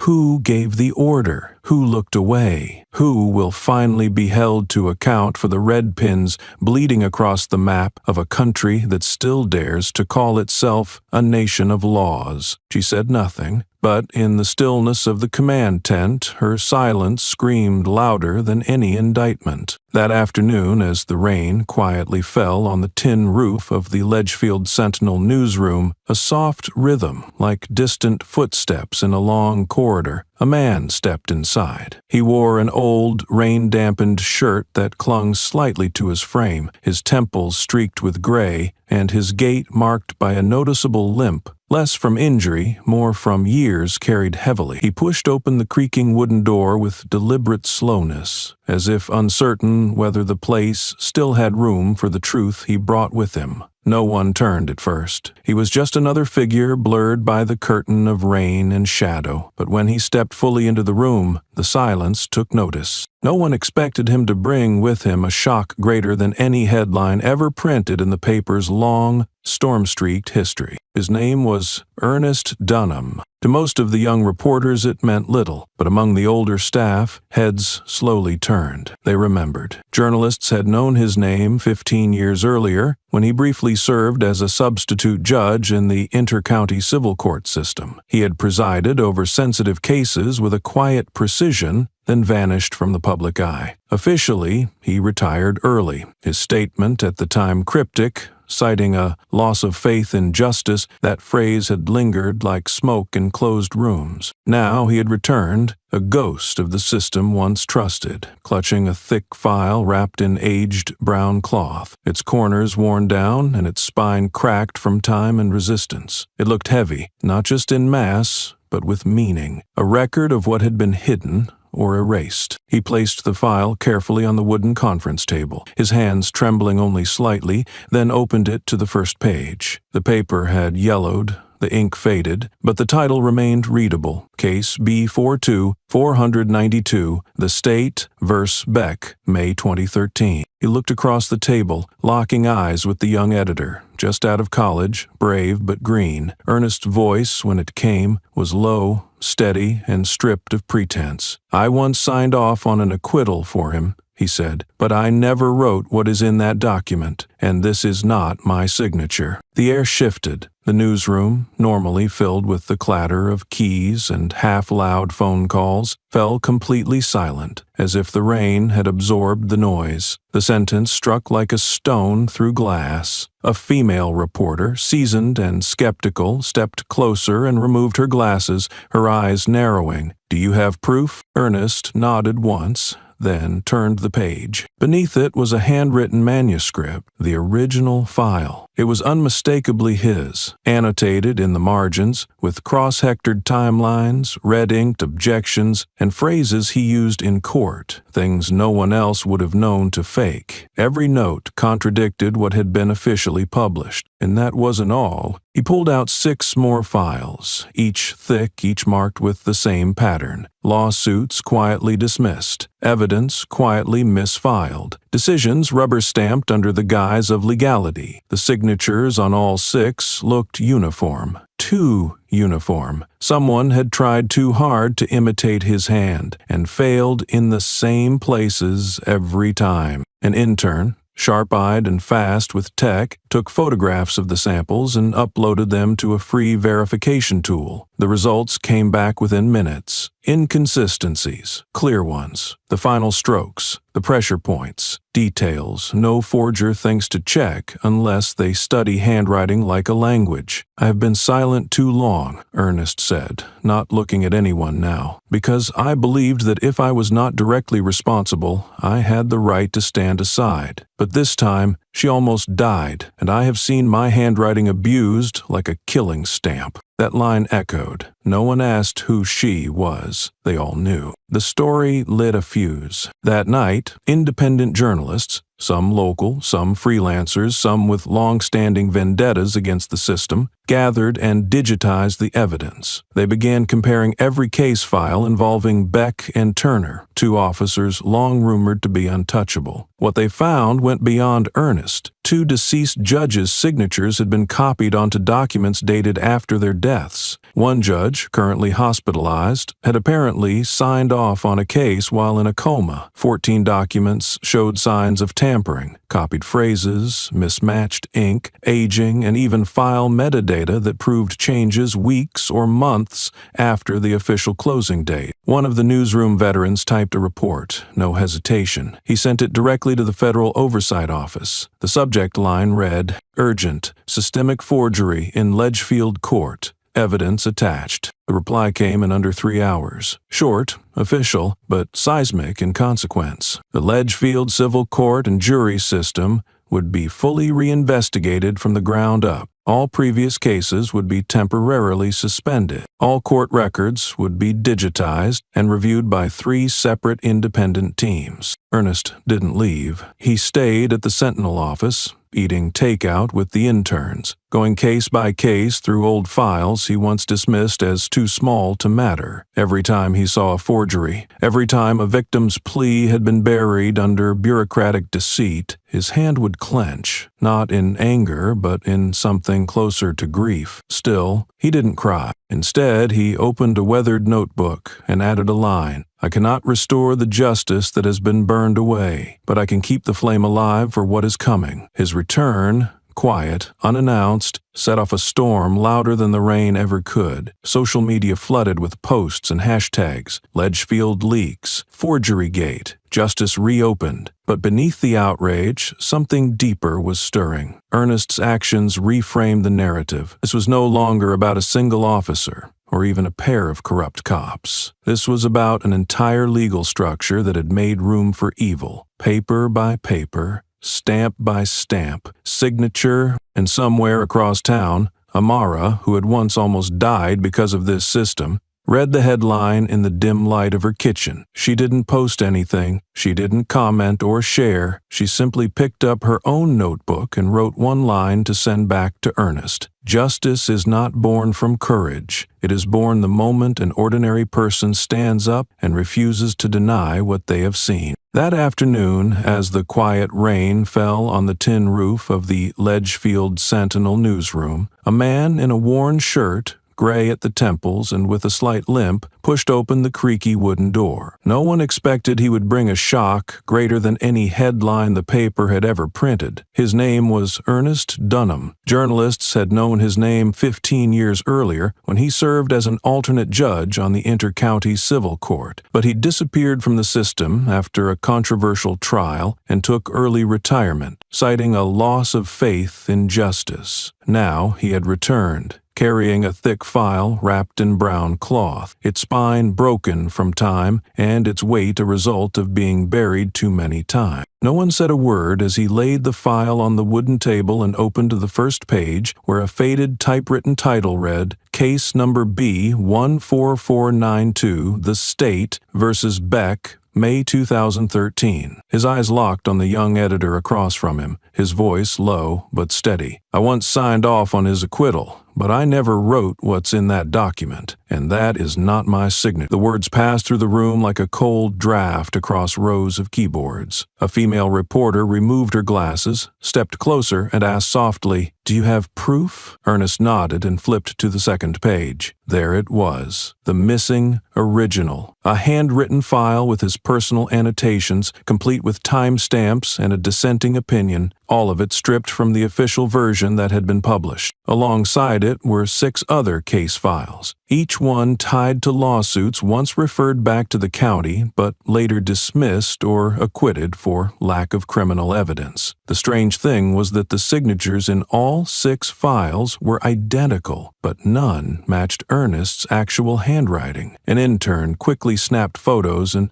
ran a comparison through free signature verification software. The discrepancy showed in the final upward stroke of the surname, a detail usually missed unless you were familiar with the hand. "I've stayed silent too long," Ernest said, eyes not meeting anyone else's, "because I believed that if I wasn't the one directly responsible, I had the right to stay out of it. But this time, she nearly died, and I saw my handwriting used like a murder weapon." The story spread faster than any official bulletin. That same night, a group of independent journalists compiled the digitized files, comparing each signature from cases linked to Beck and Turner. The deeper they looked, the more forged signatures they found. Not just Ernest's, but also those of 2 deceased judges, and another who was now hospitalized from a stroke. Among the documents, at least 14 showed signs of tampering, 3 had signatures copied from older paperwork, and 4 had entire judicial opinions removed. One of the most seasoned reporters in the newsroom typed a sentence into an email sent straight to the Federal Oversight Office. "We believe the Litchfield County court system has been manipulated by a group of officers abusing their authority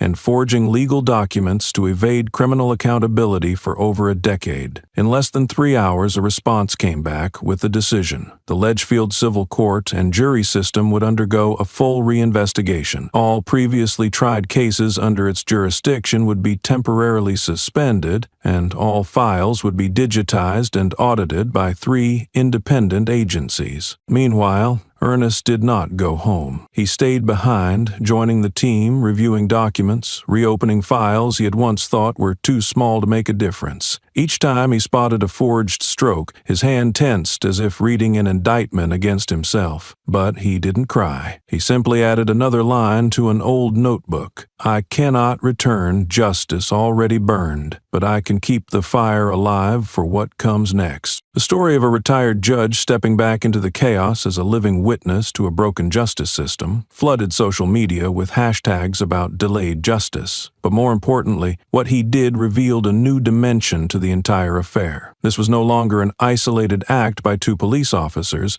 but evidence of a mechanism that enabled evil through tampered files, forged signatures, and a polished legal facade for inhuman acts. Amara, after reading the news, wrote just 1 line in her personal notebook to hand to Mr. Ernest the next day. "Justice is not born from courage, but from the moment an ordinary person stands up and refuses to deny what they've seen." The federal hearing room that day was small, built not for spectacle but for formality, its low ceiling casting a slight sense of claustrophobia, and pale white lights buzzing faintly above like an unblinking eye. The walls were lined with plain acoustic panels, but the air was thick with anticipation. Every seat was filled, every standing corner packed. Rows of journalists clutched notepads and tablets, their faces set, tense. International human rights observers sat near the rear wall, flanked by legal liaisons and interpreters in headset booths. 3 cameras from the local television station blinked red, recording. 2 more from national networks pointed toward the witness stand. And there, beneath the harsh white light, Amara Jenkins stood. She wore a high-necked black suit, crisp and formal, modest in cut but powerful in presence. The burn marks on her skin had faded over time, reduced to patches of rough, pink-toned tissue, memories etched into flesh. Her collar, stiff and precise, concealed much of the scarring, but those who knew her story did not need to see it. The wounds were already part of public memory. Her right hand rested gently on a small badge on the table beside her. It gleamed faintly under the light, a symbol, but also a weight. The room had already fallen silent the moment she stood. No bailiff called the court to order, no officer reminded her of her rights. Everyone in the room, from the press to prosecutors, knew exactly what this moment was. This wasn't a procedure. This was history being recorded in real time. It was the moment every silenced voice dreams of, a single, undisturbed chance to speak the truth and be heard. That morning, Amara began, her voice calm and measured, but so clear it felt amplified without needing volume. I did not tell anyone because I believed the truth did not need an escort. She paused, her eyes sweeping across the sea of faces in front of her. I was wrong. Slowly, deliberately, she reached up to the inner collar of her jacket and removed a small silver device, no larger than a paperclip. She held it between her thumb and forefinger, as if it were something delicate. It was not. It was a microchip scan of a hidden audio recorder, embedded in the lining of the yellow jacket,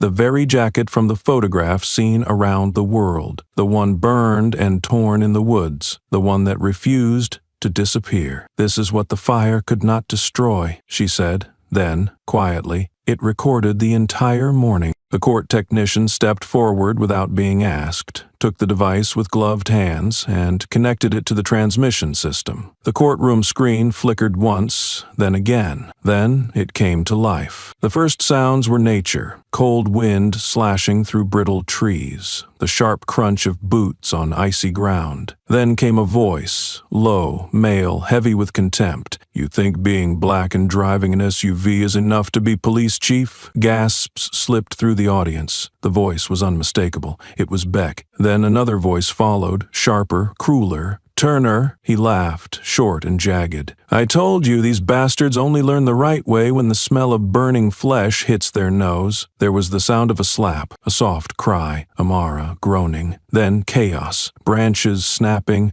something heavy is being dragged, the metallic flick of a gas tank cap. Then the distinct metallic snap of a lighter. And just before the crackling fire roared through the recording, Beck's final words rang out, clear and chilling. "Let's see if you still want to play cop now, black dog." The silence in the room turned to ice. A woman in the audience let out a choked sob. A man squeezed his wife's hand so tightly the bones shifted. In homes and offices across the country, tens of thousands of viewers watching the live stream stared at their screens in stunned disbelief. The comment sections exploded. "We just witnessed an execution live." But Amara did not lower her head. She stood, solid as ever. Her eyes were fixed forward, her voice did not shake. "Ladies and gentlemen," she said after the audio ended, "I survived not by luck, but because I was not the first victim." The weight of that line landed hard. She continued, her voice even slower now. "The person who saved me was someone these two officers beat so badly that his ribs broke, and no one listened to him last year." She let the silence stretch. Then, "I am not standing here for pity. I do not need anyone to avenge me. I only want that from today forward, people like them will no longer have the right to carry a gun." No applause followed, no cries, no noise at all, just stillness. Deep and reverent, the kind of silence reserved for cathedrals and grave sites. At the front bench, a legal officer from the Department of Justice scribbled notes with a trembling pen. Across the aisle, representatives from international human rights coalitions nodded, one mouthing the word criminal to a colleague. A media observer quietly whispered into her mic, "This is evidence with criminal legal value. This will change everything." That same evening, long after the press had cleared the hallway, draft orders were filed. The case was no longer an internal hearing. It was officially transferred to a federal criminal trial. Amara's testimony was formally entered into the judicial record. The device she brought was sealed under evidence protocol and sent to the National Audio Forensics Laboratory. A secure digital copy was encrypted and stored in the Eastern Federal Court data vault under maximum preservation status. Amara did not return home that night. Instead, she sat in a quiet corner office and hand-wrote 3 lines in a letter. She folded the paper and gave it to a court courier, with instructions to deliver it directly to the man who had once pulled her body out of the flames. "We do not win by speaking right. We win when there is still enough evidence to make an evil answer." The next day, Television anchors across networks replayed the hearing on loop. Legal analysts parsed every word, every voice inflection. They paused the audio to analyze impact velocity. They discussed tone. And for the first time on record, a major news outlet referred to the incident without euphemism. "This is a 21st century lynching," one anchor said, and this time no one interrupted her. Local officials refused to comment. The police department released a 2-sentence statement that said nothing, but the people responded. By nightfall, hundreds stood outside the federal courthouse in silence. They wore yellow jackets. Some held candles. Others stood with phones raised, replaying the recording out loud for the street to hear. They did not shout. They did not chant for blood. They came only to echo what Amara had once said. Justice is not born from revenge. It is born from the limits of the offended heart, and still choosing to stand up like a decent human being. The forest was under strict protection, with special forces excavating the old area. Snow still covered the ground thickly, but now every step taken in the forest bore the footprints of people carrying orders from the federal court. Dozens of officers from special forces, forensic teams, and investigators wearing jackets marked with DOJ insignia gathered around 3 points marked by red stakes. Topographic maps and satellite images were spread out on a makeshift wooden table beneath the canopy. The northern forest area, once considered a dead zone due to signal loss and dangerous terrain, had now become the focal point of the largest federal criminal investigation in Ledgefield County's history. At the first location, the excavation team discovered a shallow grave with the topsoil unusually compacted. About 20 centimeters down, they found a piece of dark fabric with a red border. Fiber analysis confirmed it was part of a sleeve from a state prison uniform. A nylon binding, cut in half, lay right beside it. Beneath the soil at the bottom of the pit, there were biological traces, hair, old blood stains, and a small, partially burned bone fragment. The second site, 300 meters away, showed signs of mechanical disturbance, as if someone had dug with a shovel but then deliberately leveled the ground. A rusty metal rod was found, bearing a faint inscription, "Internal Issue, 2020. Below it, the snow was stained yellow due to organic decomposition. Tie marks on a nearby rock matched descriptions from a 2019 disappearance case involving a Mexican man who had been arrested for curfew violation and later vanished while being transferred. The third location held the team's attention the longest. Beneath the deep snow, they uncovered a wooden box nailed together crudely. Inside were personal belongings, a handkerchief embroidered with the name Loretta, a keychain shaped like the state of Georgia, and a copper visitor's badge. One investigator whispered, "They didn't kill by accident. They chose their victims, prepared carefully, and turned it into a ritual." Everything began to fall into place. The Federal Bureau of Investigation opened case files from 2017 to 2023, reviewing all unresolved disappearances, especially those lost in the forest without bodies.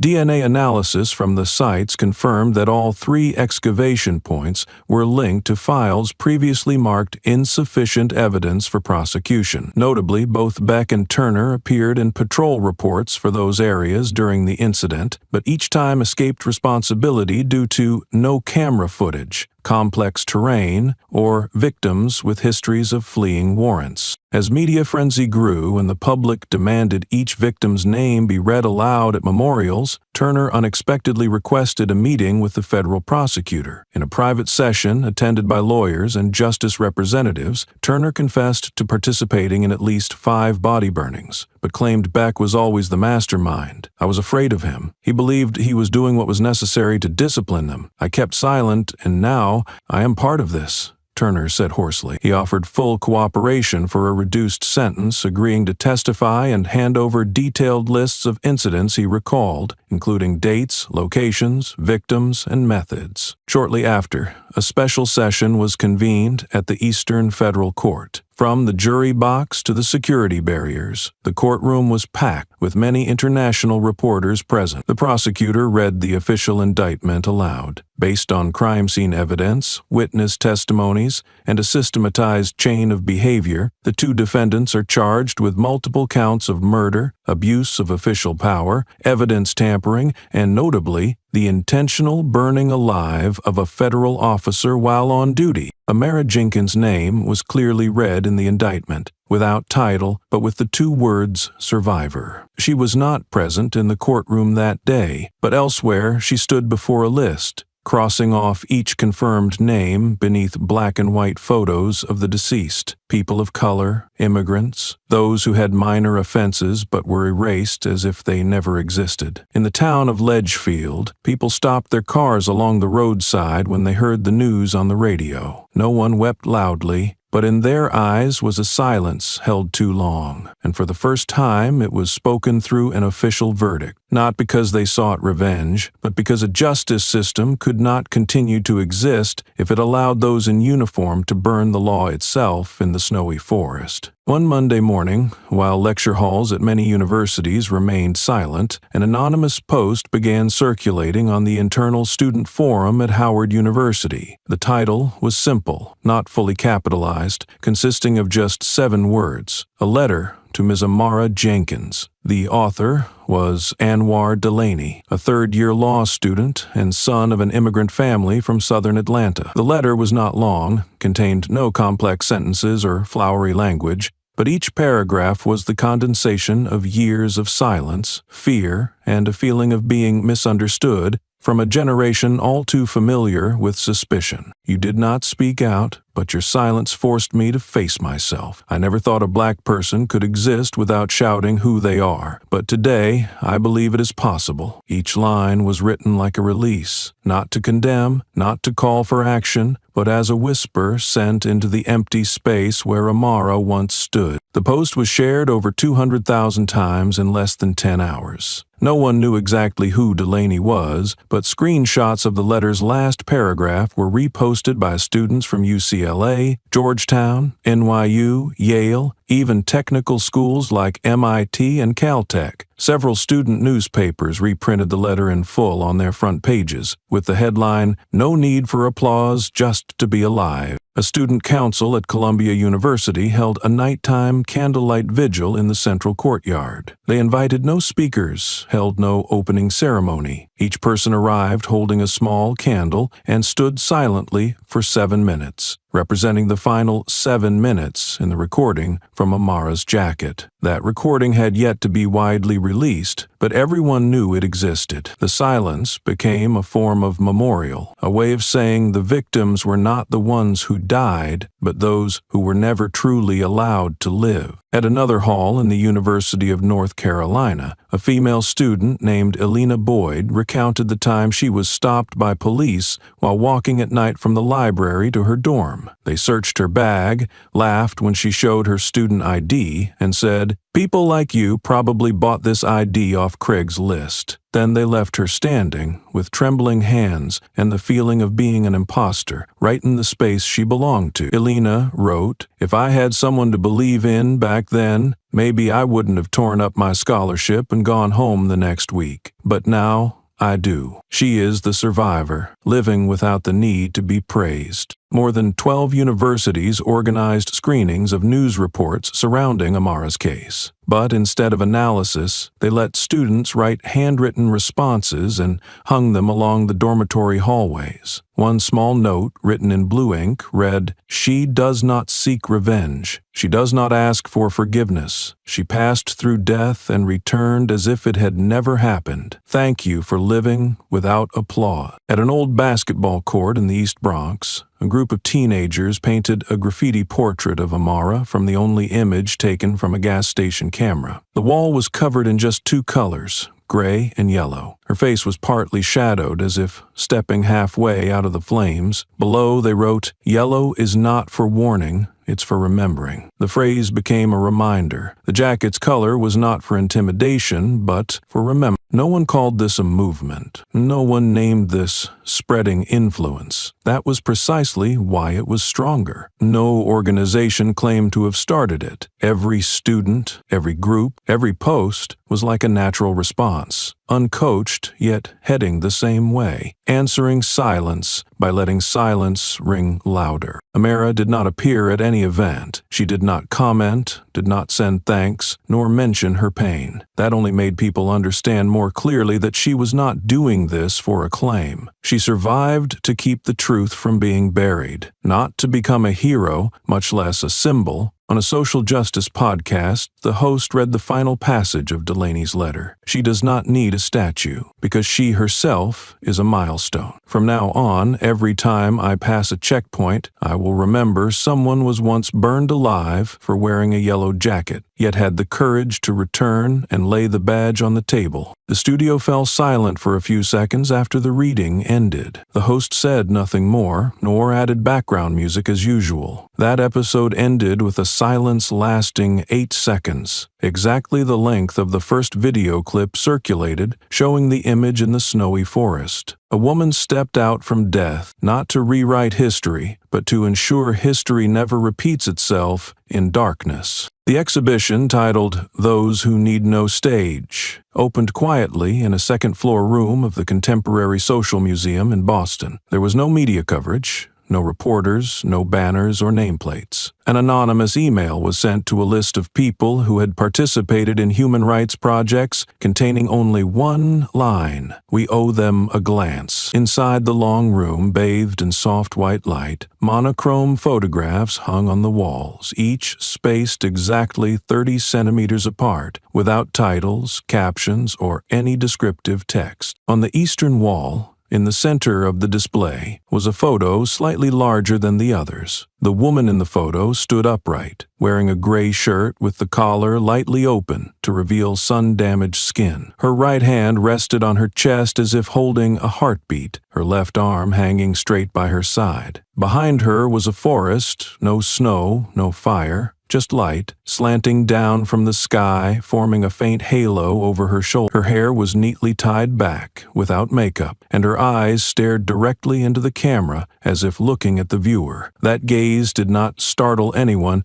but made it impossible to look away. Viewers stood before the photo as though stepping into a sealed moment, where time did not move and silence left no emptiness. You'd think being black and driving an SUV is enough to be police chief. The phrase once heard in the recording no longer existed here. No one mentioned Beck's words. No one spoke of the trial or verdict. In that space, only the face of the woman, once tied up in the forest, flames rising beneath her feet, and a body seemingly unable to return to life remained. But she had returned, standing in this room, not by screaming, not by hatred, but with a look that forced others to question themselves. A small line of handwriting in silver ink rested at the bottom corner of the photo, soft yet firm. Strength lies not in the scar, but in what you choose to keep afterward. No one knew who wrote that line. Museum staff refused to reveal the photo's source. The exhibition curator only said, "We do not exhibit to recount pain, we only open a place for those who survived without needing to prove it." On a wooden bench against the wall, a young woman sat quietly,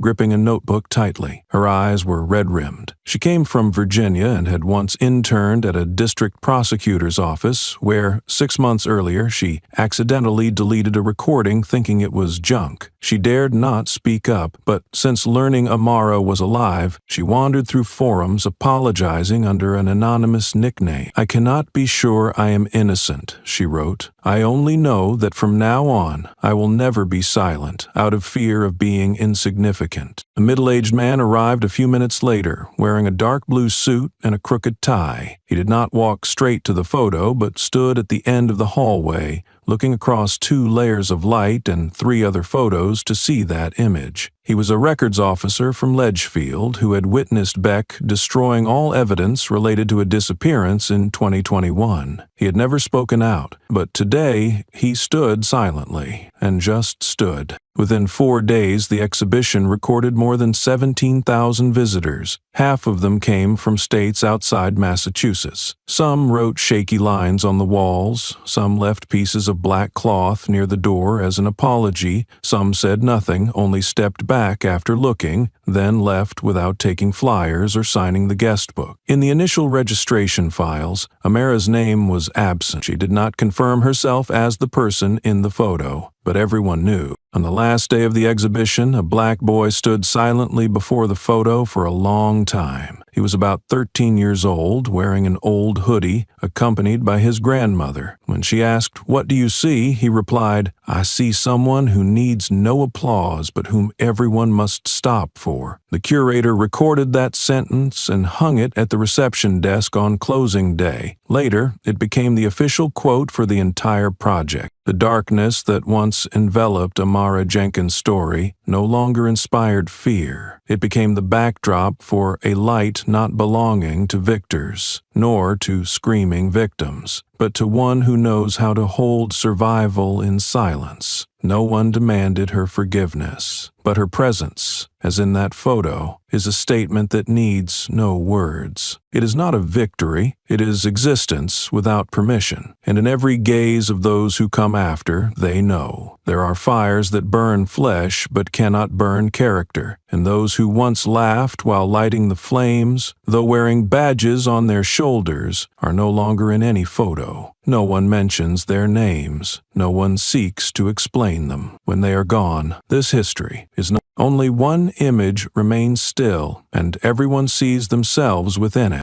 The third-floor meeting room of the Department of Justice was bathed in an intense, almost sterile white light coming from rows of ceiling fixtures, their brightness bouncing sharply off the walls and the large boards plastered with red ink annotations. The air hummed with tension and urgency. In this room, a proposal known as the Amara Act was under intense debate. It wasn't receiving unanimous approval, in fact. Opposition was fierce and vocal, filled with a mix of cold logic and hardened skepticism. Legal advisor Malik stood firmly at the front, her voice steady and unwavering despite the murmurs and the sharp clatter of keyboards that punctuated the room. "We propose mandatory body cameras for all police officers on duty around the clock, with absolutely no exception, allowing them to switch the devices off. Additionally, the authority for officers to stop and question citizens without reasonable cause, especially when based solely on gut feelings or racial profiling, must be completely revoked." Her words sliced through the room's buzz like a blade. The bald man from the Georgia State Legislative Committee interrupted with a harsh tone. "This proposal will unnecessarily bind law enforcement officers' hands. It's like turning criminals into victims by default." His voice was sharp and defensive, representing a faction entrenched in the old ways. A female delegate from Minnesota leaned forward, her eyes cold and her voice cutting. "No one in their right mind calls those who wear the police uniform and then tie people to trees to be burned alive law enforcement. This isn't protection, it's terror." Every word struck like a hammer. Behind Malik, a large screen displayed a map of the United States, color-gated to indicate the levels of support for the act in each state. The colors faded into muted shades across the southern states, where opposition ran strongest, and darkened ominously along the east and west coasts. Yet right at the map's center was Ledgefield, the small town where the whole movement had begun, a place marked by a blinking red circle. It was a stark symbol of both the outbreak of violence and the strongest resistance to reform within the system. Outside the imposing Department of Justice building, over 500 people stood quietly, each holding a flickering candle. There were no loudspeakers to amplify chants, no loud slogans, no leaders directing the crowd. Each person clutched a small sign that read simply, "Amara needs no praise. We need laws to change." The quiet dignity of their vigil contrasted sharply with the chaos inside the meeting room, and the image spread rapidly across social media platforms. News channels swiftly dedicated special segments to the growing movement. the footage of the peaceful demonstration cutting through their usual sound bites. Inside the room, a veteran lawyer from Texas twisted the narrative, his words laced with skepticism. Amara Jenkins may be a survivor, but can one individual truly reshape national law? This is governance by emotion, not by reason. His statement caused a ripple of uneasy silence across the room. Then a young congresswoman rose, her gaze fixed not on the lawyers, but directly into the recording device capturing the session for the public. It's precisely because of one survivor that we know the extent of the murderers who wear justice's mask and slip through this system unchecked. Without body cameras, without the power of social media, without that jacket that caught it all, none of this would ever have come to light. It would have vanished, like the white smoke rising and disappearing into nothing. Meanwhile, 10 blocks away, the congressional technical team worked feverishly in a separate meeting room, processing over 1 million petition signatures gathered from 3 distinct platforms, including official government websites and 2 independent, nonpartisan sites. Each signature was accompanied by a personal story. I was searched without any cause. My brother disappeared in the forest back in 2021. I was handcuffed simply for asking why the police stopped my car. The voices of the people echoed through those words. Throughout this turbulent period, Amara refused all interview requests. She did not attend candlelight vigils or appear in court proceedings, nor did she accept the medals of merit offered by various government officials. When asked for comment, her legal team released only a simple statement to the press. I do not want to be a symbol. I want the system forced to change. This message was printed in full on the cover of The New Yorker, alongside a stark, close-up photograph of a sheriff's badge burned halfway through, resting on a rough wooden surface. The image carried no caption. Its silence said more than words could. March 28th, Rescue Press. Far from the public eye, in a quiet corner of the city, Amara was recovering at a discreet rehabilitation center. She sat alone by a window, watching the slow retreat of winter's grip. No one there knew who she was. No one asked. That anonymity was exactly what she wanted. In a small, worn notebook, she wrote a few quiet lines. Reform does not come from the stage, but from the dark corridors where people think no one is watching. Back at Congress, debates dragged on. But something had shifted. Lawyers who once argued only with cold statistics now carried the names of the missing and the disappeared. Lawmakers who had previously avoided confronting the issue now stood up to read heartfelt letters from their constituents, and on the meeting room wall, quietly posted amidst official documents, someone had left a small handwritten note. It's not the badge that matters, but how a person lives after wearing it. The early morning sky was covered with a thin layer of gray clouds, the sunlight too weak to pierce through, causing the snow to reflect a faint white light like chalk dust. The federal employee cemetery on the east side of Ledgefield Town lay silent, stretching along the hillside, rows of tombstones standing upright, each bearing a forgotten story or only hastily inscribed with a name, title, year of birth, and date of death. A thin layer of snow covered the stone steps, untouched by any broom. The first footprints on the white ground belonged to Amara Jenkins. She wore a black coat, holding a bouquet of white chrysanthemums and a sealed envelope. Her gait still leaned slightly to the left. The burn on her neck, though healed, still stiffened one side of her collar, causing her to hold her head higher than usual. She did not look around nor hurry. Each step toward the memorial area seemed slowed by memories and the heavy silence ahead. She stopped before an unnamed tombstone. The stone's face was a smooth blank, with no engraving, no code, no dates. It was called the Tombstone of the Unnamed, a symbolic grave for victims who could not be identified or those whom justice never named correctly. Amara bowed her head and placed the bouquet at the foot of the stone. A gentle breeze stirred, causing the petals to tremble as if someone softly breathed from behind. After a long moment, she spoke in a low but resonant voice that echoed in the vast space. Not everyone is still told their own story. Behind her, A woman in her 60s, wearing an old coat and a scarf frayed at the edges, slowly approached. That woman's face had appeared in news photos, petitions, and blurred interview clips since 2019. She was the mother of Elijah Moore, the 21-year-old black man who disappeared in the northern border forest. For many years, nobody was found, and no full investigation was opened. Only when Beck and Turner were reinvestigated did Elijah's name reappear in files as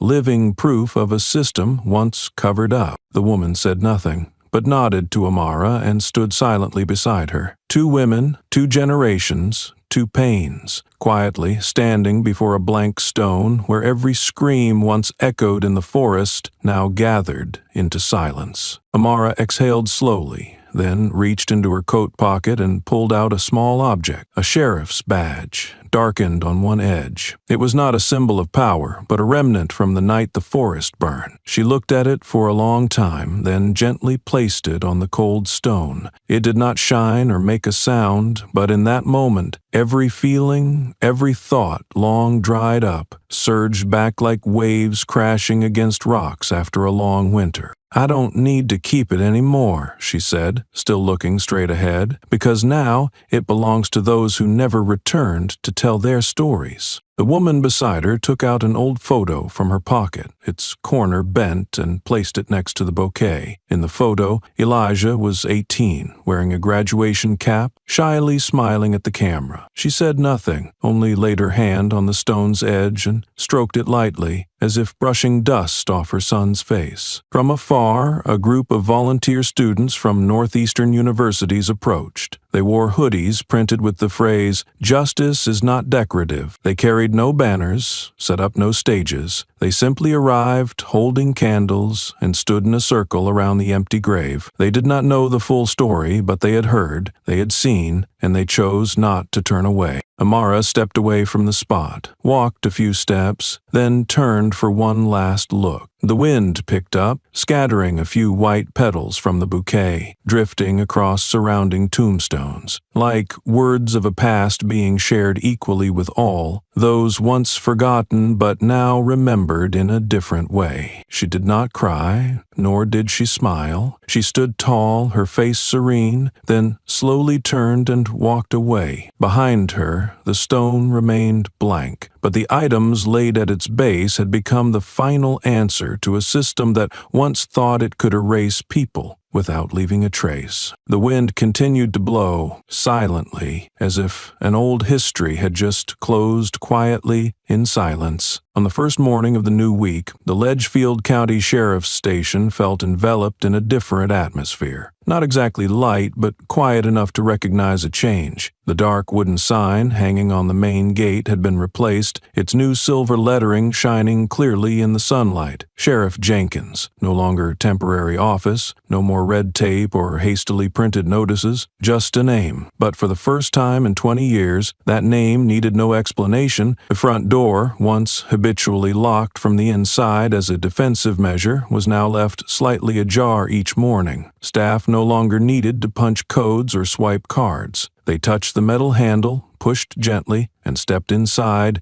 as if entering a place of light instead of darkness. Maria Jenkins appeared in a plain gray shirt, a coat draped loosely over her elbow, calm as if all storms had been folded away behind her back. She did not walk down the hallway like a manager, but like someone who had been burned alive in the forest and now returned to change how people treated one another in the place once called justice. Every workstation was equipped with a small device, a time recorder. New laws required all officers on patrol to clock in via a transparent system. Any civilian stop had to be documented in writing within 15 minutes, and cameras had to be activated. Amara offered no slogans. She delivered procedures. No banners hung in meeting rooms, only a single line posted behind the duty chair. Stories left unrecorded will be told wrongly. Long-serving staff exchanged looks. No one dared speak aloud, but all felt something had shattered and was being pieced back together. Beck and Turner's names no longer appeared in files. All case entries linked to them were marked null and void. There were no memorial meetings. No one referred to them by their old titles. History, as people usually do, had crossed out a chapter, but the community was different. They did not forget, not to curse, but to remember something. Once, beyond imagination, once, a woman was burned alive in the forest. She did not die, and she came back. At a rare press conference, Amara stood before reporters without a prepared speech. She spoke briefly, her voice steady like footsteps through snow. No one walks in here to become a hero. But if we do not dare admit our mistakes, then no one deserves to carry a gun. She did not wait for applause. She nodded, turned, and let the door behind her close slowly without a lock's sound. Some young officers later said that from that day on, they began leaving the door open throughout the work, not because of orders, but because they no longer feared being asked why. A ninth-grade student wrote in an essay sent to the sheriff's station, "I don't know what happened in the forest that year, but I believe whoever survives fire and still believes in the law, that person is the law." The letter was posted on the internal bulletin board, never taken down. It might eventually fade like everything else, but at least it was not burned. The story of Amara Jenkins is not merely about an assault or a survival journey, but a profound reflection of the invisible prejudices silently existing within society. A black woman, newly appointed as sheriff, was burned alive just before her first day at work, not because of any wrongdoing, not because of any fault, but simply because of her skin color, and the silence she maintained was perceived as weakness. Yet that very silence became her most powerful weapon. It forced everyone to listen. It made the perpetrator admit guilt, and it showed that justice does not need to shout. It requires steadfastness. Through Amara's journey, we clearly see a truth. Never judge a person by their appearance or through the lens of prejudice. A black woman in a yellow coat does not mean weakness or easy to bully.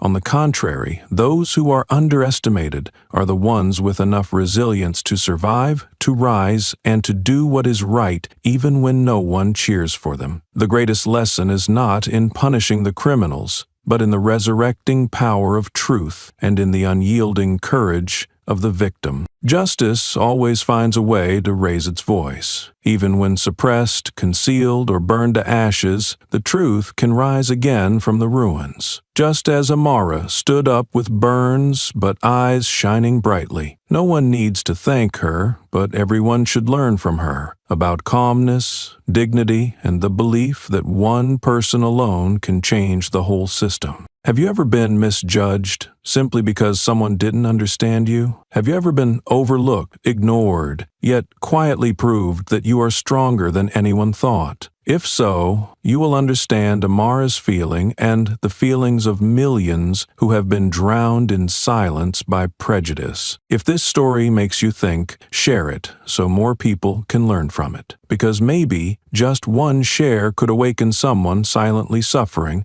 as Amara once did. Be part of the spread. Speak up for those who no longer have the strength to speak. Thank you for following. We are committed to continuing to bring the most truthful and moving stories. Don't forget to subscribe to the channel to follow more inspiring stories.